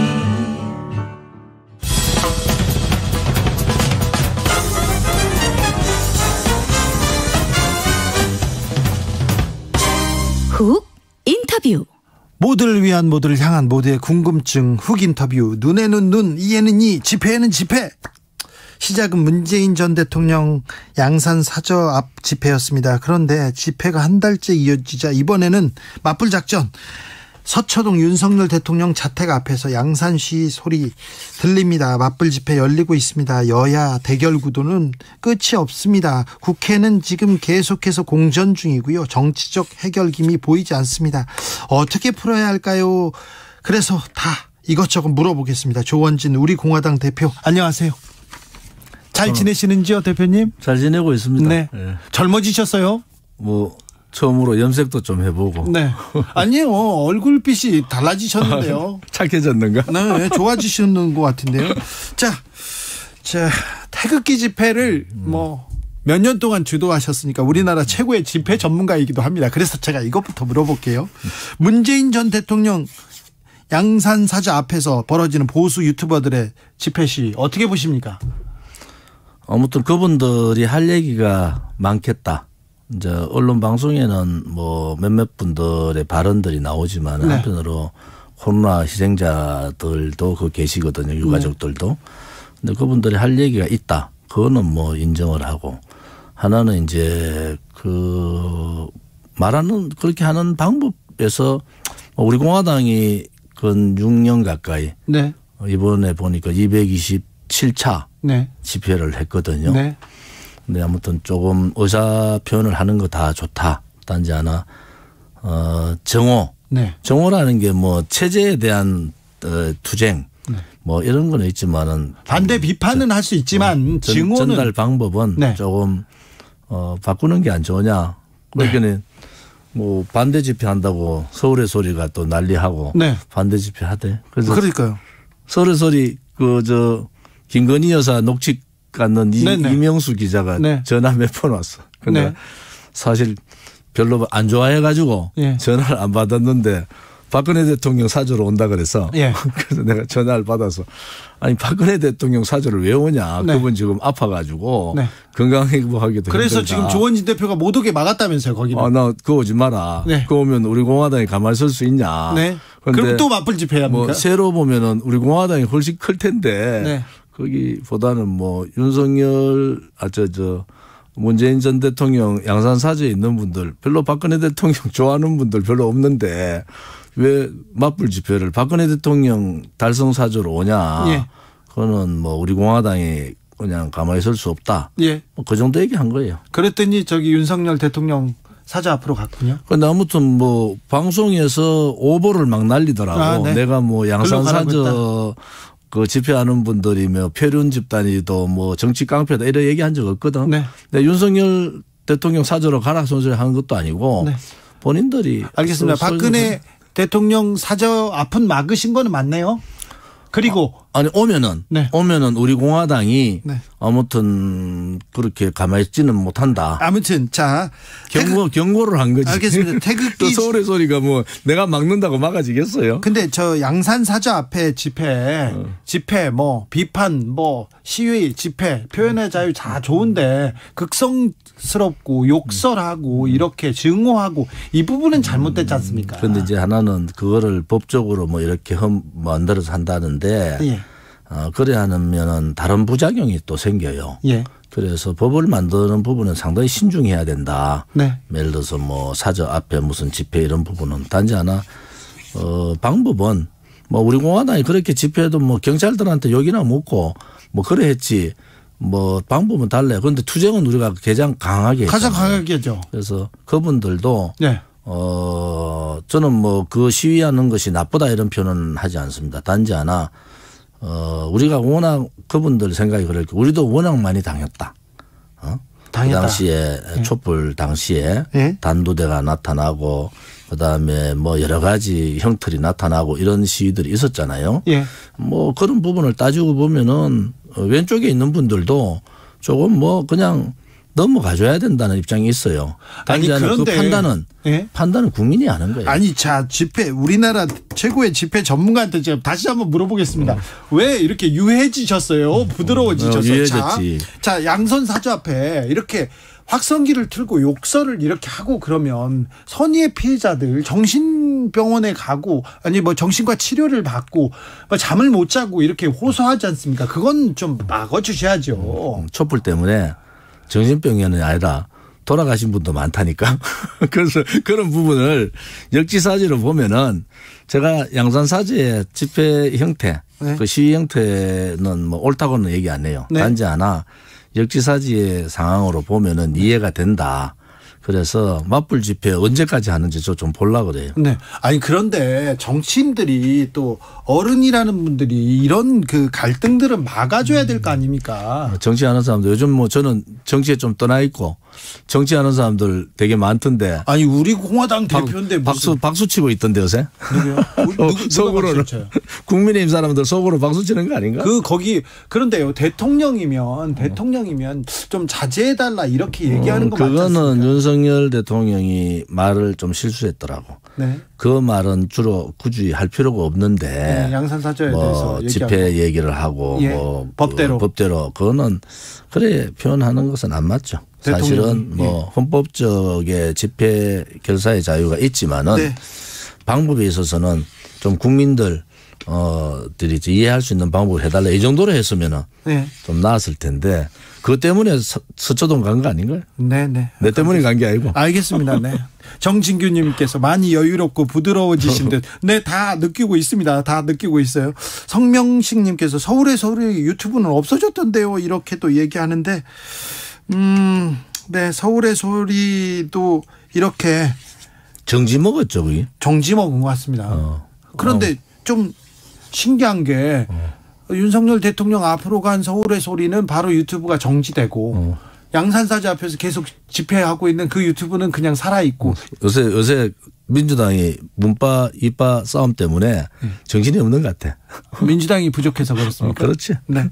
그 사람들이 좀 정신 차리고 법으로 잣대대지 말고 뭐 여러 가지 방법을 찾아야죠. 아 그렇습니까? 민주당의 정치력 부족입니다. 김건희 여사 팬클럽이 무섭구나. 예. 알겠습니다.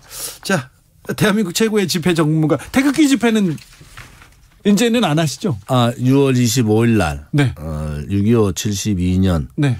뭐 이래서 집회를 또 하시려고요? 시작을 합니다. 또 시작이면 계속 하시려고요? 집회하는 걸 와서 한번 보십시오. 아니 지금껏 이제 부드럽고 다 좋은데 왜 또 시위를 해야 되겠습니까? 아무튼 뭐 대한민국의 종북 네. 세력들 또 공산사회주의 세력들 뭐 이런 세력에 대한 6.25가 우리가 한테 남긴 그러한 정신 네. 이런 부분들을 우리가 잘 다시 되새겨야 된다. 그런데 이런 네, 대표님 다 이렇게 마음에 안 들면 종북이다 이렇게 얘기하는 거 아니죠? 김제동은 경북이지 절대 종북 아닙니다. 김제동은 뭐 경북이 아니고 우리 동네 같이 살았더라고요. 그러니까. 그러니까 김제동은 경북이면서 아무튼 왼쪽이지. 그 종북하고는 전혀 상관이 없어요. 종북주의자들 있지. 간첩도 있고. 네. 저도 안철수 뭐 의원이 간첩 없다 했는데 네. 문재인 정권 때도 간첩 잡았잖아요. 네, 그런 네. 식으로 뭐 간첩도 있고 네. 종북도 있고 네. 친북도 있고 뭐 또 친미도 있고 그런 거 아니겠어요? 단지 하나 이제 우리 대한민국에서는 5년 동안 여러 모습들을 많이 봐서 이제 정신을 좀 차리게 되겠구나라는 생각을 하죠. 예전에 뭐 우리 공화당 생각일 수도 있고. 네. 예전에 저 사람 빨갱이다 이렇게 해가지고 마녀 사냥 많이 했잖아요. 뭐 그 과거가 있지만은 네. 지금도 뭐 빨간 사람들이 있잖아요. 네. 바로 이제 판문점 지나서도 있고, 그다음에 뭐 저쪽에 시진핑 그 중국저도 있고. 네. 요새 뭐 우크라이나하고 쌓여있는 푸틴도 있고. 네. 뭐 소위 빨갛다는 게 다른 게 아니잖아요. 네. 그 사상이 자유민주주의 사상하고 사회주의 사상, 공산주의 사상이 다른 거잖아요. 네. 그런 입장이지. 저는 어떻게 보십니까, 대표님? 조금 빨갛게 가다가 다시 돌아온 것 같아요. 무슨 또 제가 어디 빨가요? 검은 네? 자, 그 서해 공무원 피격 사건 관련해서 지금 연일 격하게 여야가 충돌하고 있습니다. 이 문제 어떻게 보시는지요? 첫째는 월북 조작의 정황도 있고 또 제가 정보에 간사를 했던 사람이에요. 네. 그러니까 정보에서 이런저런 얘기하잖아. 네. 여야 의원들이. 그러면 예. 국힘당에 정보에 있었던 사람들 뭐 하태경이 자꾸 떠들어서 하던 하태경 의원이라고 해야 된다 하대. 네. 그때 뭐 했냐는 거야. 그때 정보 다 볼 수 있었는데. 그때 봤죠. 그다음에 또 하나는 이제 정보 공개에 대해서 윤 대통령이 좀 어렵지 않느냐 이런데 사실은 공론 분열보다는 정보 공개를 당당하게 민주당이 들고 나와라. 그러고 또 정보위 그 내용들은 다 속기록이 있어요. 네. 또 속기록 다 공개해라. 네. 이렇게 해서 진짜 월북 탈북 조장인지 네. 그런 월북 조작인지 그렇지 않으면은 이것을 이제 색깔로는 몰고 가는가 예. 이런 부분에 한데 저는 조작의 가능성이 있다. 네. 그게 조작을 하려고 조작한 건 아닐 수도 있어요. 단지 하나 그런 상황으로 위에서 기침했는데 저 밑에 감기 걸리는 격이 될 수도 있다. 이래 보는 네. 거죠, 사실은. 아무튼 정보위에서 그때 뭐 여러 회의가 있었고 정보가 공개됐고 속기록이 있으니까 그걸 먼저 사실관계를 파악하는 게 우선이. 뭐 정보위 공개 요청하면은 네. 정보위원장이 뭐 공개하겠다. 이래서 그거부터 한번 봤으면 좋겠어요. 그때 사실은 어떤 내용들을 가지고 했느냐. 그런데 그 제시된 정보가 100% 다 진짜 정보가 아닐 수도 있다. 이래 보는 거죠. 네. 그것이 문제 아니겠어요? 국민의힘은 어떻게 바라보고 계십니까? 바깥에 보니까 좀 자세히 보일 텐데 이준석 대표는 내일 윤리 회부돼 있는 상태고요. 그리고 윤핵관들과 연일 충돌하고 있습니다. 정진석 국회 부의장. 예. 사실은 우리 탄핵정국에서 원내대표였고 예. 제가 수석 최고위원 격을 네. 했어요. 당대표 그렇긴 당대표 당 서열로 보면은 당대표 1, 2가 정진석, 예. 3이 저였는데 네. 뭐 탄핵정국에 제일 먼저 도망간 사람 맞아요. 그런데 국회 부의장까지 한 사람이 또 젊은 당대표가 그렇게 무시하고 쌍욕을 하고 서로 부딪히는 건 옳지 않다 이래 보고요. 예. 요즘 어제 제가 우연히 봤는데 뭐 배현진 네. 그 최고위원이시죠. 최고위원이요. 네. 거기하고 이준석 대표하고 네. 이렇게 마이크를 켜놓고 싸우길래 네. 저것들이 미쳤구나. 저것들이 아니 저분들이 저거 지방선거 끝나가지고 뭐 네. 겸손해지자고 떠드는 거 다 거짓이다. 네. 당 대표하고 최고위원이 마이크 켜놓고 기자들 있는 자리에서 네. 그렇게 얘기하는 것은 야 국민을 너무 무시하는구나. 그래서 요즘 나쁜 게는 없다. 네. 그런 프로도 있는데 개싸움들 하고 있다. 네, 알겠습니다. 네. 저는 도저히 제가 있었던 10년간 몸담았던 네. 국회의원을 했던 그 당에서 네. 저렇게 하는 것은 맞지 않다. 예를 이준석 대표는 대표잖아요. 네. 대표가 당의 선배한테 그런 짓을 하니까 밑에서 또 치받고 올라오는 거야. 그러니까 이준석 대표 행동을 잘해야 된다. 이준석 대표의 운명은 어떻게 될까요? 그냥 넘어가겠죠. 그냥 넘어갈 가능성. 그런데 문제는 6개월 지날 동안 해명을 못했다는 거. 이것은 측근이 또 각서까지 쓰고 그러니까 이준석 대표 칼을 전해야 되는데 또 그러기는 좀 그래서 네. 그냥 측근 정도로 네. 얘기하는 거 아니냐. 알겠습니다. 그렇게 볼 것 같아요. 아무튼 혁신 개혁 얘기하고 국민 속으로 얘기하는데 아무튼 그건 없고 당권이나 당의 주도권을 놓고 좀 싸우는 것처럼 보입니다. 아무튼 인터뷰 중에 조금 우리 대표님이 거친 발언 반말이 있었는데 그 싸움이 워낙 거칠었기 때문에 이렇게 표현하신 거 국민들이 제가 사과합니다. 술자리 가면 더 심한 얘기 많이 해요. 네, 알겠습니다. 자. 이준석 대표는 아무튼 그렇게 넘어갈 가능성이 높다. 천공 스승께서 영부인 역할 막 강조합니다. 바빠져야 한다 이렇게 얘기하고 또 김건희 여사가 지금 굉장히 활발한 행보를 보이고 있는데 이 부분은 어떻게 보세요? 문제는 대통령 부인은 영부인입니다. 그렇죠. 대통령 부인은 영부인인데 자기들이 영부인 안 하겠다 한 거예요. 예. 그러면 빨리 영부인 하겠다고 선언을 하라. 네. 그러고 제2부속실 만들고 예. 주변에 팬클럽. 네. 영부인이 팬클럽이 뭡니까? 그런 팬클럽 없애고 네. 천공 그분 잘 모르지만은 내보고 전화 많이 오더라고 천공 아느냐고 그래서 내가 잘 모른다 했는데 아무튼 그런 얘기들이 네. 나오고 지금 대통령 취임한 지 40일에 50%가 떨어졌어요. 50% 밑으로 네. 지지율이. 네. 그건 대통령 앞에 김건희 여사 소위 검색률이 더 높으면은 네. 그러면 대통령이 좀 나서야 된다. 그다음에 40일 됐는 대통령 앞에 차기 지도자가 장관 이름이 올라오면 그 장관은 바로 언론사 기자들한테 내 이름 좀 빼달라. 그런 쇼라도 좀 해야 되잖아. 네. 다른 쇼는 다 하는데 그건 안 하더라고. 예. 한동훈 장관 네. 얘기예요. 네. 그래서 이게 어디로 가는가? 저는 조금 정치 오래 해봐서 네. 이렇게 또 무너지나? 정권 초에 좀 국민들의 기대치가 계속 낮아지고 있는 것 같습니다. 그리고 정치력을 보여주지는 못하고 있는 것 같습니다. 10월 달 제가 어디 가서 얘기했는데 30%대로 떨어진다. 10월 달. 첫째는 아무튼 통제, 네. 통솔, 자제 예. 이게 잘 안 된다. 지금요? 그다음에 두 번째는 이게 경제 문제가 윤 대통령 말대로 이게 보통 문제가 아니잖아요. 네. 물론 내적 요인도 있고 외적 요인도 있지만은 그게 물가 못 잡고 물가가 6% 8% 올라가는 순간에 뭐 지지율은 툭툭툭툭 떨어집니다. 네. 뭐 그때도 지금같이 국민의힘 내부에서 싸우고 윤 대통령은 뭐 그런 상황을 전개할 거냐. 네. 지금 다 잡아야 된다. 다 잡다는 게 제가 무슨 압력을 넣고 이런 데 하는 게 아니에요. 네.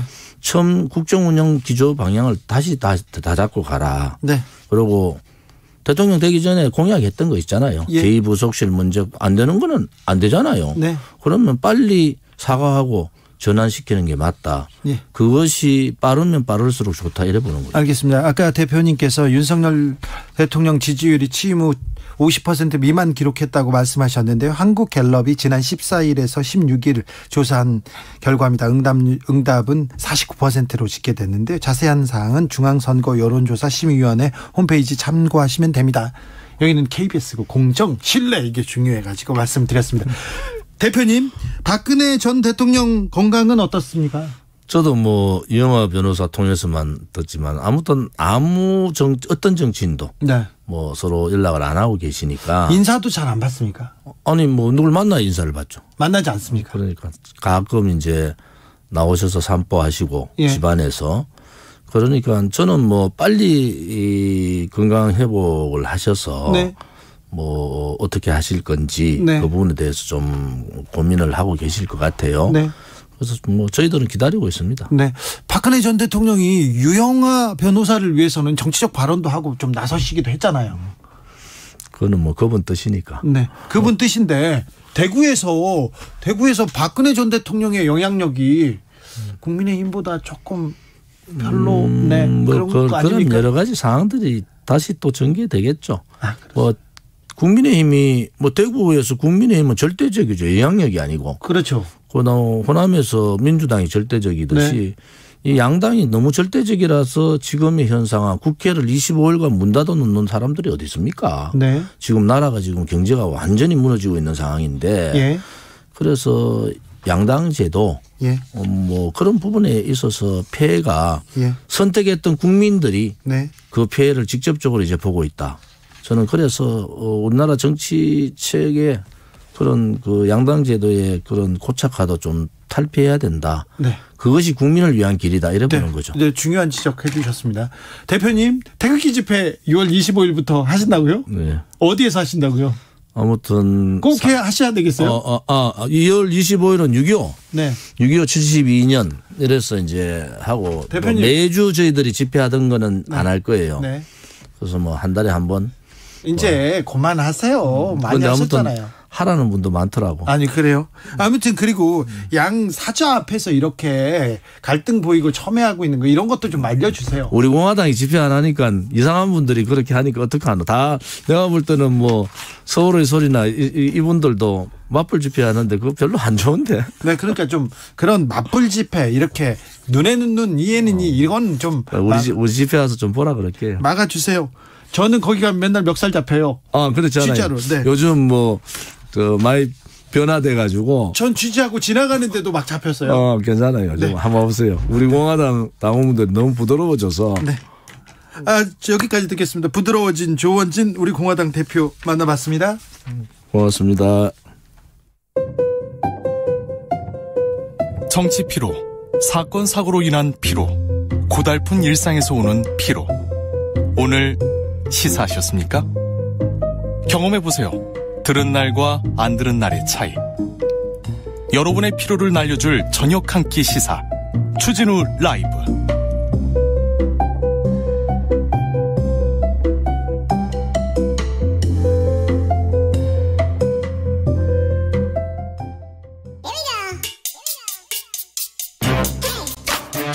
뉴스를 향한 진지한 고민, 기자들의 수다. 라이브 기자실을 찾은 오늘의 기자는 은지옥이요. 시사인 김은지입니다. 오늘 준비한 첫 번째 뉴스부터 가보겠습니다. 네, 소위 가짜 수산업자에게 돈 받았던 현직 검사 기억하시죠? 네, 사건 있었죠. 그거 언제적 얘긴데요. 네, 근데 이제서야 검찰 조사가 이뤄졌다라고 합니다. 이제서야요? 이거 너무 늦은 거 아닙니까? 이거. 네, 기억을 상기해 보시면 작년 7월 달에 언론 보도가 나왔던 사건이거든요. 1년이나 묵혀뒀네요. 네, 이제 그렇게 어려운 사건이 아니었던 것으로 기억을 하는데요. 한번 예. 짚어보시자면 2018년부터 2021년까지 포항 출신의 수산업자라고 사칭했던 사람의 사기 사건이 있었습니다. 그렇죠. 보통 가짜 수산업자 사건 이렇게 불렸는데 수산업자도 아니었어요. 네, 이 수산업자가 그냥 사기를 친 게 아니라 정관계, 언론계까지도 로비를 펼쳤다. 이 부분 때문에 굉장히 하루하루 단독 기사가 나왔던 측면이 있었습니다. 예. 그런데 이제서야 이제 최근에 서울중앙지검 형사 3부가 광주지검 순천지청 소속이 있는 이모 현직 검사를 불러서 조사했다라고 하는데요. 이제서야요? 네, 이 검사는 이 사건이 불거진 초기부터 이름이 오르락내리락했던 인사이고요. 1년 지난 지금에야 검찰 조사 받았다라고 할 수 있는데 지금까지 검사로 그냥 활동하고 있었어요? 그렇습니다. 이 검사의 혐의를 보시자면 수백만 원 상당의 명품 시계, 지갑, 자녀 학원비 받았다. 그리고는 수입차를 공짜로 빌렸다. 이런 혐의를 받고 있는데 자녀 학원비도 빌렸어요. 네, 검찰이 이제 이 검사를 받았어요, 상대로 김 씨에게 명품 시계 등의 금품을 실제로 받았는지 대가성은 없었는지 이런 걸 물었다라고 하는데 대가성이 왜 없어요? 공짜가 어디 있습니까, 세상에. 네, 본인은 검찰에서 일부 혐의를 부인했다라고 합니다. 네. 그런데 1년이나 지났고 지금 몇 년 지난 사건이니까 부인하고 막 그러겠죠. 증거도 증인도 막 사라지고 있을 테니까요. 그런데 경찰에서 검찰로 넘어간 지 꽤 되지 않았습니까? 네, 그 지난해 9월 달에 경찰에서 김영란법 위반 혐의로 이 검사를 비롯해서 아마 기억하실 텐데요. 박영수 전 특검, 이동훈 전 조선일보 논설위원, 그 당시에 윤석열 대통령이 처음으로 갔죠. 예, 정치 선언했을 때 캠프 대변인 역할을 했던 사람입니다. 캠프로 간 첫 번째 언론인이었는데 그때 네. 낙마했었죠. 네, 그리고 엄성수업 전 TV조선 앵커와 TV조선 기자 정모 씨 그리고 중앙일간지 기자 이모 씨 이렇게 6명이 검찰에 송치된 바가 있습니다. 이가영 기자 아닌가요? 네, 그렇죠. 네. 그래서 검찰은 최근 이들 6명에 대한 조사를 모두 마쳤고 이제 기소 여부를 검토하고 있다라고 하는데요. 이제서야? 예, 작년 말에 또 다른 요 관련된 사건으로 보도가 나왔던 게 김무성 전 의원이요. 그렇죠. 김무성 전 의원을 이 김 씨로부터 차량을 무상으로 대여받았다. 이러한 혐의로 검찰에 송치된 바가 있습니다. 그런데 이제 이 사건을 이제 기소 여부를 정하고 있다라고 하는데 아마 마무리되는 수순으로 보이긴 하는데요. 너무 늦었다. 이런 비판이 나올 수밖에 없는 상황입니다. 네. 또 관련해서 가짜 수산업자로부터 고급 수입차 등을 무료로 받은 혐의로 박영수 전 특검이 조사를 받고 있는데요. 이번에 수사심의위원회 소집을 요청했다라고 하는데 이것이 부결됐다라고 합니다. 부결됐어요. 예, 본인은 특검이기 때문에 김영란법 적용 대상자가 아니다 이렇게 주장을 했다라고 하는데요. 이미 국민권익위로부터 특검 또한 김영란법 적용 대상인 공직자다 이런 해석을 받았기 때문에 검찰시민위원회도 같은 판단을 한 것이다 이렇게 보입니다. 검찰 수사 너무 늦었어요. 늦어도 왜 이렇게 늦게 하는 걸까요?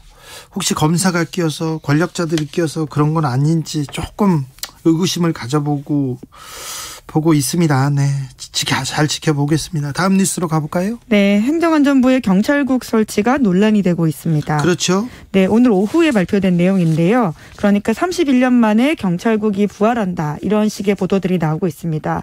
내무부 치안본부에서 과거 있었던 것들인데 지금 다시 행안부 소속으로 그렇게 되는 게 아니냐 이런 우려가 나오고 있는데요. 우선은 자문위원회에서 지금 그러한 권고안을 발표했습니다. 네. 이상민 장관이 관련된 자문위를 꾸려서 내용들을 발표하게 한 것인데요. 자문위원회 이상민 장관이 꾸렸습니다. 네, 이제 핵심은 행안부의 장관이 경찰에 대한 지휘, 감독, 인사 징계 이런 권한들을 강화하는 내용이라고 볼 수 있습니다. 그런데요, 경찰의 권한이 늘어난 건 맞아요. 근데 이 통제를 어떻게 해야 될지에 대해서는 의견이 많이 갈립니다. 네, 그렇죠. 이제 검수완박법 때문에 이에 관련해서 이제 경찰을 어떻게 통제할지에 대한 고민들이 분명히 필요하긴 한데요. 하지만 이것이 경찰위 혹은 경찰인권위와 같은 조직, 자치경찰을 키우는 방법 이런 것들이 있는데 그게 아니라 행정안전부 장관 직속으로 컨트롤한다라고 하는 부분에 있어서는 비판들이 좀 나오고 있는 지점들이 있습니다. 네. 경찰 내부 반발도 있고요. 그리고 특히 이제 경찰청 자문기구인 경찰청 인권위원회라는 곳이 있는데 어제 이미 입장을 냈거든요. 경찰이 행안부의 통제를 받도록 하는 일은 경찰청을 1991년 이전 내무부 치안본부 시대로 퇴행하게 만드는 것이다. 정보 권력을 분산해서 인권을 보장하려는 헌법의 정신과 같이 훼손한다. 이런 지적이 나오고 있습니다. 행안부 장관이 그러면은 인사권을 갖는다. 직접 경찰 수사에 개입할 수 있게 되는 거 아닙니까? 네, 지금으로서는 이제 제도 개선 내용 나온 걸 보면요. 그럴 가능성이 커 보이는데요. 물론 자문위는 권고안이다 이렇게 밝히고는 있는데 아마 이제 장관 지시로 꾸려진 자문위이기 때문에요. 권고안이 받아들여질 가능성이 커 보입니다. 그래요? 네. 이거 경찰의 독립성, 정치적 중립성 계속 이렇게 논란이 될 것으로 보입니다. 네, 물론 자문위는 이제 그렇게 하지 않는 다른 장치들을 마련하겠다 이렇게 계속 밝히고 있고요. 그리고 객관적으로 이런 인사들이 이뤄질 수 있게 후보추천위원회, 재청자문위원회들을 설치해야 한다 이렇게 주장을 하고 있긴 합니다. 경찰들 내부에서도 이거 부글부글 얘기합니다. 근데 좀 정권 초기 때문에 무서워서 좀 나오진 않고 있지만 거의 다 지금 이거 경찰이 어디로 가는 건가 굉장히 걱정하고 우려의 눈으로 쳐다보고 있다는 것도 좀 헤아려야 할 텐데요. 아무튼 예. 행안부가 직접 나서서 경찰 직접 컨트롤하겠다 이렇게 나서고 있습니다. 통제가 분명 필요한 건 맞는데요. 그런 식으로 직접 권력의 밑에 있는 것이 아니라 어떻게 견제와 균형을 만들지가 좀 핵심이었. 로 봐야 될 것 같습니다. 다음 뉴스로 가볼까요? 네, 어제의 동지가 오늘의 적이 되는 경우는 많긴 한데요. 네. 미국에서도 그런 일이 일어났습니다. 미국 누군가요? 트럼프 전 대통령과 펜스 전 부통령 이야기입니다. 두 분이 지금 대권 놓고 사이가 벌어졌다면서요? 네, 트럼프 전 대통령은 원래 그랬던 것처럼 아주 날석에 비난을 하고 있고요. 네. 펜스 전 부통령은 좀 점잖은 편이긴 한데 트럼프 전 대통령에 대해서 비난을 하고 있는 바입니다. 아, 그래요?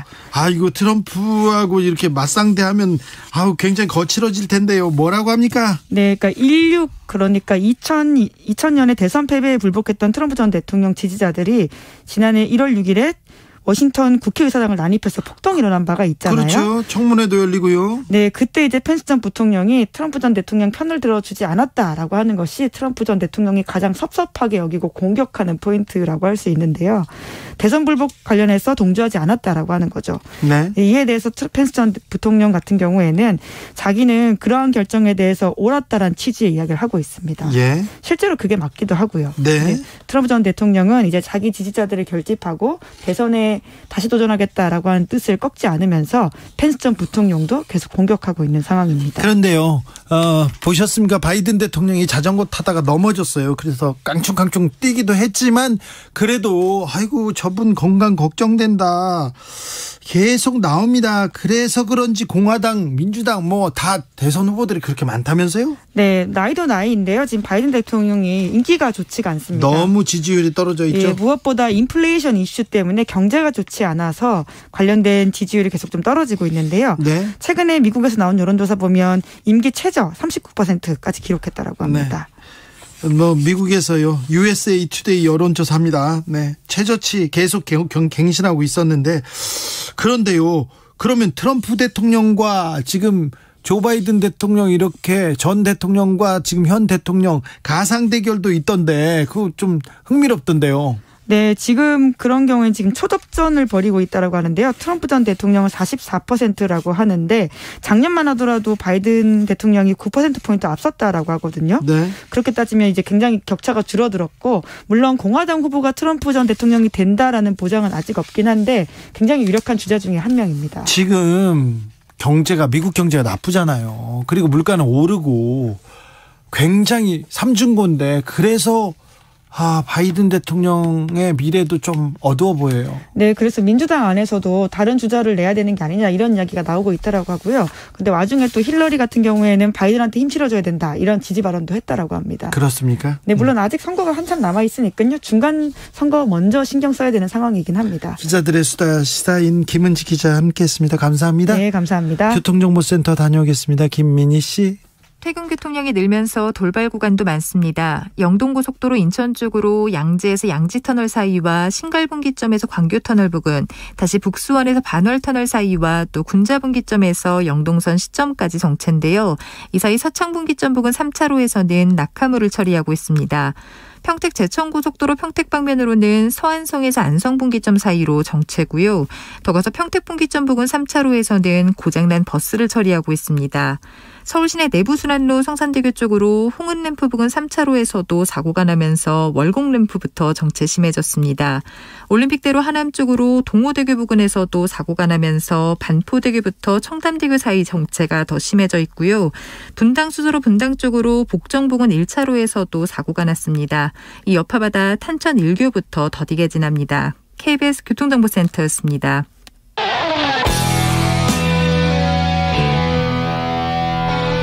스치기만 해도 똑똑해진다. 드라이브 스루 시사 주진우 라이브.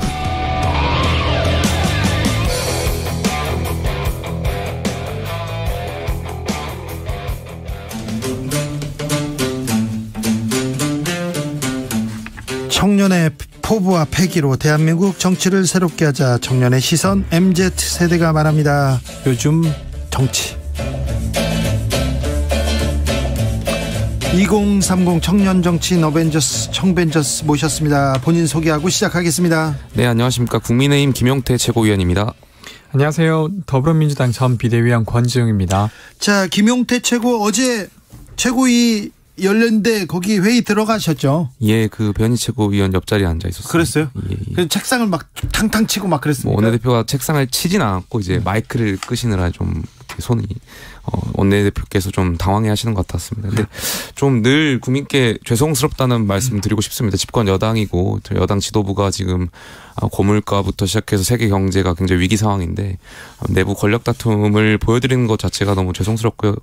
저는 당대표께서도 굳이 모든 발언에 다 반응을 안 하셨으면 좋겠습니다. 그냥 굳이 안 하셔도 될 반응에 다 반응을 하다 보니까 계속해서 이렇게 권력 다툼으로 보여지는 것 같고요. 그래도 배현 최고위원도 글쎄 또 당대표를 또 존중해 주시는 모습 필요할 것 같습니다. 그리고 제 개인적인 생각인데 이렇게 다툼이 일어나는 이유가 저희가 지도부가 회식이 좀 없지 않나.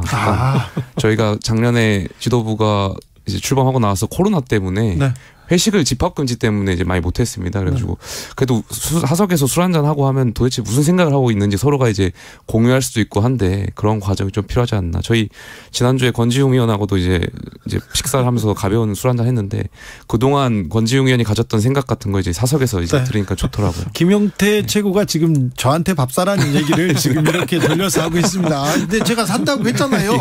자, 권지웅 전 비대위원. 네네. 민주당 비대위원들도 밥 안 먹었던 것 같아요. 그렇죠. 뭐 워낙 이제 그때 그 이제 공천도 해야 했었고 또 지방선거가 딱 본격적으로 시작되니까 각기 지역으로 이제 가느라 그런 시간이 많지는 않았습니다. 네. 자, 민주당에서 최강욱 의원한테 당원 자격정지 6개월 중징계 내려졌습니다. 그런데 이 결정을 두고도 지금 좀 갈등의 목소리 나옵니다. 그러니까 전 윤리심판원에서 어떤 결정할지 저도 조금 궁금했는데 어쨌건 중징계를 내리게 되었고 저는 좀 받아들일 필요가 있다고 생각합니다. 이게 어떤 특정 의원을 공격하거나 내보내기 위해서라고 이해한다면 이 결정이 부당하다고 생각하시겠지만 그게 아니라 민주당에서 이뤄지는 어떤 공식 회의라도 사실 해서는 안 될 말들이 있는 것이거든요. 그게 어떤 지위에 있는 분이라 하더라도. 근데 그 면에서 사실은 최강욱 의원이 했던 이야기를 저는 좀 전해 들었는데 그것을 토대로 볼 때 사실은 문제가 있었던 발언이 맞아요. 왜냐하면 거기 있었던 누군가가 되게 수치심을 느낄 만한 발언이었거든요. 그래서 그것을 이제 우리는 하지 말자라는 것으로 이해하면 사실 이 정도 징계는 저는 필요하다고 생각합니다. 그렇게 일단 보여지고요. 그리고 우상호 비대위원장께서 이 좀 징계가 과하지 않냐. 그래서 비대위에서 이야기하시겠다고는 했지만 사실 윤리심판원에서 결정을 하면 비대위에서도 그것을 재의결하기는 어려운 걸로 알고 있습니다. 우상호 비대위원장께서도 그런 언급을 같이 덧붙이긴 하셨는데요. 그래서 아마 내일 비대위에 보고가 되면 최종적으로 이 과정이 마무리되지 않을까 싶습니다. 어떻게 보셨습니까? 저는 뭐 최강욱 의원이 개인이 어떤 평당원이 아니잖아요. 그러니까 지금 평당원이겠지만 과거에 민주당의 최고위원이었고요. 당의 최고 의사결정기구의 대표는 한 분으로서 그분의 발언을 더 조심스럽게 해야 된다고 생각되고요. 거기에 맞춰서 제가 민주당 내부 일이기 때문에 제가 여기서 뭐 말갈바하는 건 좀 적절하지 않습니다. 같습니다. 네. 박지원 전 비대위원장은 이 문제에 대해서는 또 날선 발언 계속 이어갑니다. 네, 그렇죠. 그러니까 이게 어쨌건 성 관련한 문제로 민주당이 안전하지 못한 공간이 되는 것에 대해서는 되게 예민하게 생각하시는 것 같아요. 저는 근데 당분간은 그 예민함이 필요할 때가 아닌가 싶습니다. 지금? 네. 근데 이제 철험의 해체 같은 주장을 하셨는데 저는 뭐 그 발언이 어떤 의도인지는 알겠으나 그것이 실효적일까 이런 생각은 들어요. 네. 그러니까 예를 들면 철험의 활동을 주로 하셨던 분들이 사실 검찰 기소분리 법안을 좀 주도하셨고 그것이 이제 사실 대선 이후에 민주당과 국민의힘이 지지율이 좀 비슷비슷했습니다. 근데 그러다가 4월 말 5월 초에 급격하게 벌어지는데 그때 사실은 이 관련한 법안을 되게 무리하게 추진했을 때였죠. 그래서 거기에 대한 어떤 비판 혹은 아니면 청문회 그러니까 한동훈 법무장관 청문회 때 좀 부족한 모습 이런 것들은 비판할 수 있지만 의원들의 모임 자체를 해체하라고 하는 게 크게 실효적인 주장인가 싶긴 합니다. 저도 같은 생각인데, 그러니까 철험회라든지 저희 당에서 문제가 됐었던 뭐 민들레라든지 이런 것들이 뭐 정치라는 것이 늘 권력 투쟁을 하고 세력화하고 하는 것인데, 아까도 계속 밥 먹는 얘기를 했지만 늘 의원들이 만나서 밥 먹고 세력화할 수 있죠. 근데 문제는 이런 조직들이 언론 플레이하고 본인들이 세력화하는 걸 막 공개한다는 것이죠. 그러니까 그 물밑에서 당권을 준비하고 하는 건 누구나 그 정치의 습성인데 할 수 있는 거죠. 근데 철험에도 마찬가지고요. 의원들이 다 기자회견도 하고 보도자료도 배포하고 이런 물밑에서 하는 것을 넘어서 이제 활동하다 보니까 문제가 된다고 생각되고요. 이런 분들도 이제 물밑에서 좀 자중해서 활동해 주셨으면 좋을 것 같습니다. 징계에 대한 민주당 내부의 여론은 어떻습니까? 지금 뭐 강성 지지 세력은 지금 뭐 문자 폭탄 공세 또 시작됐다고도 하는데요. 그러니까 이 윤리심판원의 구성원이었던 분들 명단을 공개하면서 또 문자를 보내시는 건 저는 좋은 일은 아닌 것 같아요. 네. 되려 이제 이 사안 자체가 그 관련한 사실관계를 되게 공포하기가 좀 어려운 부분이 있어서 그냥 지금의 결론을 좀 납득하기 어려우신 부분이 저는 있을 수 있다고 생각합니다. 네네. 그리고 그것에 대한 답답함도 있으실 수 있지만 그렇다고 해서 그 이제 민주당 윤리심판원이 되게 허무맹랑한 이 일로 이런 결정을 하진 않을 거라고 좀 믿어주셨으면 좋겠다는 이야기 드리고 싶습니다. 저는 이 문자도 하나의 표현의 자유라고 생각되고요. 뭐 얼마든지 할 수 있다고 생각됩니다. 이 민주당 윤리심판원이 어떤 국가 윤리심판원이 아니고 민주당의 윤리심판원이잖아요. 그러니까 어떻게든 여기가 이제 정치의 하나의 일환이니까요. 이분들도 어떤 표현을 할 수 있다고 저는 보고요. 다만 윤리심판원들이 이런 문자를 보고도 주장을 바꿔서 말하겠습니까? 그러니까 뭐 이런 분들이 아무리 문자를 보내더라도 뭐 정치니까요. 소신 같은 거 굽히시지 마시고 좀 하셨으면 좋겠습니다. 근데 막 그런 건 전 좀 우려돼요. 저도 문자를 되게 많이 받아봤는데. 그래요? 그러니까 이게 욕설과 협박 그리고 이제 비난이 아니라 비방 이런 것을 되게 세게 보내시는 분들이 있어요. 근데 그런 것들은 사실은 저는 좀 민주주의에서 다른 입장이 드러나는 것 자체를 되게 저해시킨다고 생각됩니다. 그래서 그건 서로 좀 조심해야 될 부분이라 그건 꼭 문자를 보내시든 보내시지 않든 그런 식의 의사표현은 서로 좀 조심해야 그럼요. 좋은 공문장을 만들 수 있지 않을까 싶습니다. 인격이라는 게 있지 않습니까? 격이라는 게 있는데 아무 말이나 막 하고 이렇게 안 보이지 않는다고 해서 이렇게 배설하는 그런 문자는 좀 지양해야 됩니다. 김용태 최고한테 조금 여쭤볼게요. 안철수 의원이 최고위원을 추천했잖아요. 근데 그게 왜 문제가 있는 거죠? 그러니까 늘 저는 정치를 할 때 늘 가장 중요한 것이 절차 민주주의, 절차의 정당성이라고 생각합니다. 그러니까 제가 지난 1년간 최고위원을 하면서 타협도 많이 하고 뭐 제 소신도 발언도 하고 했지만 절대 제가 양보할 수 없는 게 이 절차적 정당성이라고 생각되고요. 그러니까 저희가 국민의힘이 국민의당과 합당을 하는 과정에서 국민의당의 몫으로 이제 최고위원 2석을 이제 합의를 한 것이죠. 근데 국민의당에서 사람을 추천할 때는 적어도 제가 안철수 의원하고 합당한 것이 아니지 않습니까? 적어도 민주적 절차에 의해서 추천을 해 주셔야 되는데, 그러니까 과거에 국민의당에 원내의원이 3분 계시죠. 최소한 이 원내의원들하고도 어떤 일정한 절차를 거쳐서 추천을 받고 거기서 뭐 이야기가 오고 나서 논의를 한 후에 저희 국민의힘에 추천을 하셔야 되는데 이런 절차에 있어서 문제가 있다고 저는 생각되고요. 이게 안철수 의원이 개인이 뭐 추천하신 건지 어떤 추천을 받아서 본인이 주장하신 건지까지도 밝혀주셨으면 좋겠습니다. 여기에 대해서 생각이 있습니까?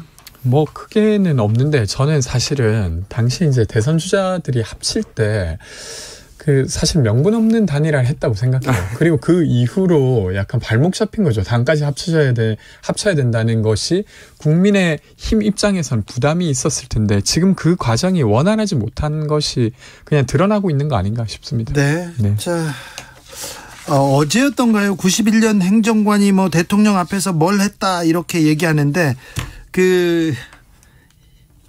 여명 행정관이었던가요? 네. 여명 행정관이 청년에 대해서 몇 가지 얘기를 했어요. 이 발언은 어떻게 보십니까? 김용태 최고위원님. 뭐 저는 당연히 청년들이 원하는 것이 뭐 특별한 게 아닙니다. 개인의 노력, 충분한 노력을 통해서 여기에 맞는 인센티브를 받을 수 있도록 정당한 대우를 받게 해달라는 게 과거 문재인 정권부터 계속해서 청년들이 외쳤던 것이고요. 여명 행정관의 말대로 저희가 뭐 청년에게 특별한 혜택이나 이런 걸 바라는 것이 아니라 누구나 경쟁하고 공정한 사회를 만들어달라는 것이니까요. 저는 여기에 대해서 동의하고요. 다만 저도 또 동의하는 것이 이제 청년이라는 그 단어 안에 뭐 20대, 30대, 40대를 다 가둬놓다 보니까 그 안에서 각 세대가 느끼는 어떤 뭐랄까요 그 문화적인 차이도 있고요. 또 느끼는 어떤 어려움도 다 다르기 때문에 이걸 좀 세분화해서 볼 필요가 저도 있다고 생각합니다. 저는 이제 동의되는 부분도 있었고 아닌 부분도 있었는데요. 동의되는 부분으로는 그러니까 예를 들면 그 보이지 않는 불평등에 대한 이야기를 전 제기해 주신 거라고 생각해요. 이제 그분 표현으로는 조국 사태라고 했는데 어쨌든 입시에 있어서 불공정이라고 하는 게 사실 잘 눈에 띄지 않습니다. 근데 그런 것들을 좀 없애는 것이 청년들이 바라는 것 아니겠냐 이런 주장에 있어서는 전 동의가 되고 근데 좀 반면에 조금 의아했던 거 청년들을 지원하는 것 자체가 되게 선심성이라고 이렇게 말했어요. 청년수당 했지만 청년의 삶이 1도 나아지지 않았다 이렇게 말을 했는데 저는 부적절했다고 봅니다. 그러니까 청년수당이 생기면서 사실은 그걸 예를 들면 징검다리 삼아 청년들의 삶이 나아진 케이스가 되게 여럿이 있어요. 근데 함부로 그것은 전혀 도움되지 않았다라고 이야기를 한 게 좀 부적절하다고 보고요. 조금 더 나아가서는 그냥 20대와 30대가 다르다, 20대 초반과 후반이 다르다 이렇게 접근할 게 아니라 사실 청년이란 말 속에는 계층이 막 다 섞여 있어요. 그러니까 소득이 낮은 계층과 높은 계층, 자산이 낮은 계층과 높은 계층 다 섞여 있는데 되려 이제 공정을 강조하다 보면 시험을 잘 치는 능력이 있는 자 그리고 경력을 쌓을 수 있었던 능력이 있는 자를 중심으로 모든 걸 재편하게 되고 그러면 아까 그 시험이라고 하는 것 그리고 소위 우리가 인정하는 경력이라고 하는 학력 이런 것들을 갖지 못한 사람들은 사실은 되게 대놓고 배제당하는 거예요. 그러니까 지금 말씀하신 게 되게 중요한 지점이라고 생각되는데 저는 시험 본다고 하는 것이 100% 공정하다고 생각하진 않아요. 왜냐하면 정말 이것이 공정한가에 대한 물음이 있고 정말 공정한 거는 사람마다 다 차이가 있잖아요. 누구는 어떻고 누구는 어떻고 누구는 어떻고 정말 공정한 시험이라면 저는 그 시험마다 그 차이마다 인정해서 시험 수준을 다 다르게 내는 것이 공정한 것이라고 생각해요. 근데 그것이 투명하고 나아가는 데 있어서 굉장히 어렵다는 것이죠. 지금 현 시대에서. 그래서 이것을 앞으로 나아가는 데 있어서 말씀하신 대로 그것이 공정한가에 대한 물음은 계속 있을 거고 이러한 부분을 앞으로 지금의 과도기 아닌가 이런 생각이 갖고 있습니다. 청년들을 경쟁사회에 내몰고 반칙을 저질렀는데 왜 그걸 없애달라 이게 청년의 요구다. 여기 이런 부분 좀 수긍하겠는데 인국공 사태와 조국 사태 등으로 청년을 경쟁사회에 내몰았다.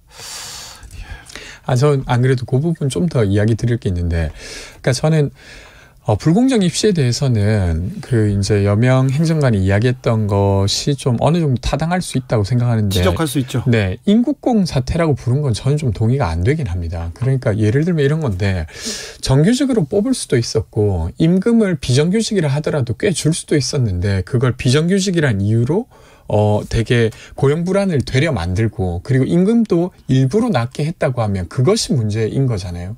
그래서 그것을 바로잡기 위해서 여러 조치가 있었고 근데 그중에서 이미 비정규직으로 뽑혀 있는 사람들의 삶을 개선시키기 위해 거의 비슷한 일을 하지만 그들이 받고 있는 차별을 개선시키기 위해 비정규직으로 계신 분을 정규직으로 하는 논의가 저는 여전히 필요하다고 생각합니다. 그것이 그리고 좀 섬세할 필요가 있다고 생각하지 그것 자체가 아주 잘못된 일이다. 그러니까 이렇게 주장하는 건 좀 부적절하지 않나 싶습니다. 인국공 사태에 있어서 문제가 됐던 것은 과거 이제 비정규직을 정규직화하는 데 있어서 정규직이 가져 있었던 어떤 정규직이 오히려 더 역차별을 받았다는 문제가 있었던 거거든요. 그러니까 단순히 이것을 이렇게 전환하는 데 있어서 굉장히 오랜 기간 논의하고 말씀하신 대로 섬세한 어떤 작업이 필요했던 건데 과거에 문재인 정권은 너무 쉬운 방법만 택했다는 거죠. 비정규직을 다 정규화하자. 이러한 어떤 기술적인 논의나 이런 걸 해보지 않고 그냥 무작정 다 한 거죠. 돈으로 다 하고. 되게 쉽게 했었죠. 다 하진 않았고요. 정규직으로 이렇게 비정규직을 정규직으로 이렇게 바꾸려는 노력은 해야 되는 거 아닙니까? 뭐 노력은 그 노력이 되게 말씀하신 대로 섬세해야 되는데 그 과정에서 기존의 정규직들이 가졌던 어떤 시험이라는 태도에서 좀 불공정했다고 생각되고요. 그러면 사실은 여명 행정관도 좀 그렇게 구분해서 말했어야 되는 건데 그냥 싸잡아서 이야기를 한 것 자체가 저는 좀 문제라고 봅니다. 자, 최강욱 중징계 이어서 이준석 징계 관련된 윤리위가 내일 열리는데요. 예. 네. 김용태 최고 어떻게 보시는지요? 저는 윤리위가 내일 어떻게 판단을 할 수 있을 거라고 생각하지 않습니다. 왜냐하면 말씀하신 대로 근거가 있어야 되는데 근거가 지금 수사기관에서 수사 중이고 수사 결과가 나오지 않는 상황에서 윤리위가 어떤 징계라든지 뭔가 처분을 하는데 근거가 될 만한 것이 있을 수 없다. 윤리위는 조사기관이 아니지 않습니까? 그렇기 때문에 되게 어렵다고 보고요. 예를 들면 당내에서 먼저 조사하고 알아볼 수는 있잖아요. 그조차도 지금 안 했다는 거죠. 당무감사실을 통해서 조사를 요청했다든지 그것도 안 했습니까? 예, 안 했기 때문에 저는 내일 당장 어떤 결과가 나오긴 어려울 거다 이렇게 생각합니다. 결과에 따라 어떤 영향이 또 달라지고 미칠 가능성은 되게 다분하죠. 예. 네. 근데 수사 결과가 없다고 해서 당내 윤리심판원과 같은 기구가 역할을 못한다는 건 전 말이 안 맞다고 생각하고요. 지금 어쨌든 의혹이 현실화된다. 그 의혹의 근거가 있다거나 혹은 아니면 특히 이야기를 들어보면 증거인멸과 관련돼서는 어떤 정황이 좀 분명하게 확인되는 것 같아요. 객관적으로. 잠깐 설명드리면 증거인멸 의혹이 만약에 사실이 되려면 당대표가 그 성상납 의혹 그 문제도 사실이냐 아니냐가 확인이 돼야 됩니다. 그러니까 성상납을 받았다는 주장이 사실이 되어야지만 증거인멸이 되는 거잖아요. 그렇기 때문에 이 근거가 되는 게 다 애매모호해요. 그러니까 수사기관의 수사 결과 나오기 전까지 윤리위가 어떤 판단을 하는 게 굉장히 어려울 거다 저는 생각합니다. 제가 좀 이어서 이야기 드리려고 했던 건 여기 사실에 대한 것이라기보다 그런 어느 정도의 정황이 있는 상황에서면 사실은 이미 그러니까 당대표로서의 권한을 정지시킨 다음에 조치를 취하던가 이래야 되는데 여기에 대한 어떤 조치가 전혀 없이 그냥 그것이 사실이 아닐 거라는 아주 낭만적인 어떤 사실이 아닌 상태에서 이걸 하는 건 아닌가 이런 우려가 있었어요. 봐야 될 것 같고요. 그리고 글쎄요. 저는 윤리위가 어떤 결정을 하는 데 있어서 수사기관이 수사 중인 사안을 가지고 결정하는 건 굉장히 어렵다 보고요. 그리고 이건 당내 민주주의하고도 되게 연관되는 거거든요. 당원과 국민이 뽑은 당대표를 애매모호한 기준에 의해서 어떤 역할을 말씀하신 대로 당내 어떤 지도부에 영향을 주는 것은 저는 이건 굉장히 절차적 문제가 있다 봅니다. 성상납 의혹 그 얘기가 계속 나오는 것 자체가 지금 이준석 대표한테 굉장히 명예훼손이기도 합니다. 그런데 이 의혹은 떠나서 술집에 가서 술을 먹고 접대는 받았습니까? 그건 저도 잘 모르겠습니다. 그래요? 제가 어제 당대표 여기 나오시지 물어보시지 그러셨어요. 아니요. 그거 어떻게 됐는지 자기는 넘어가더라고요. 저는 일단 수사 결과를 봐야 될 것 같고요. 당대표가 여기서 문제가 있는 행동을 했다면 저는 당연히 거기에는 책임을 져야 된다고 생각합니다. 네. 근데 아무튼 이준석 대표는 전혀 걱정할 것이 없다고 얘기하더라고요. 자, 김용태, 권지웅 요즘 정치 잘 들었습니다. 감사합니다. 고맙습니다. 네, 감사합니다. 네. 다음 주에 더 듣겠습니다. 주진우 라이브는 여기서 인사드리겠습니다. 오늘 돌발 퀴즈의 정답은 5%였어요. 5%. 저는 내일 오후 5시 5분에 돌아오겠습니다. 지금까지 주진우였습니다. 우주로 좀 일 안 하는 정치인만 이렇게 쏴 보내면 괜찮겠는데. 가볼게요.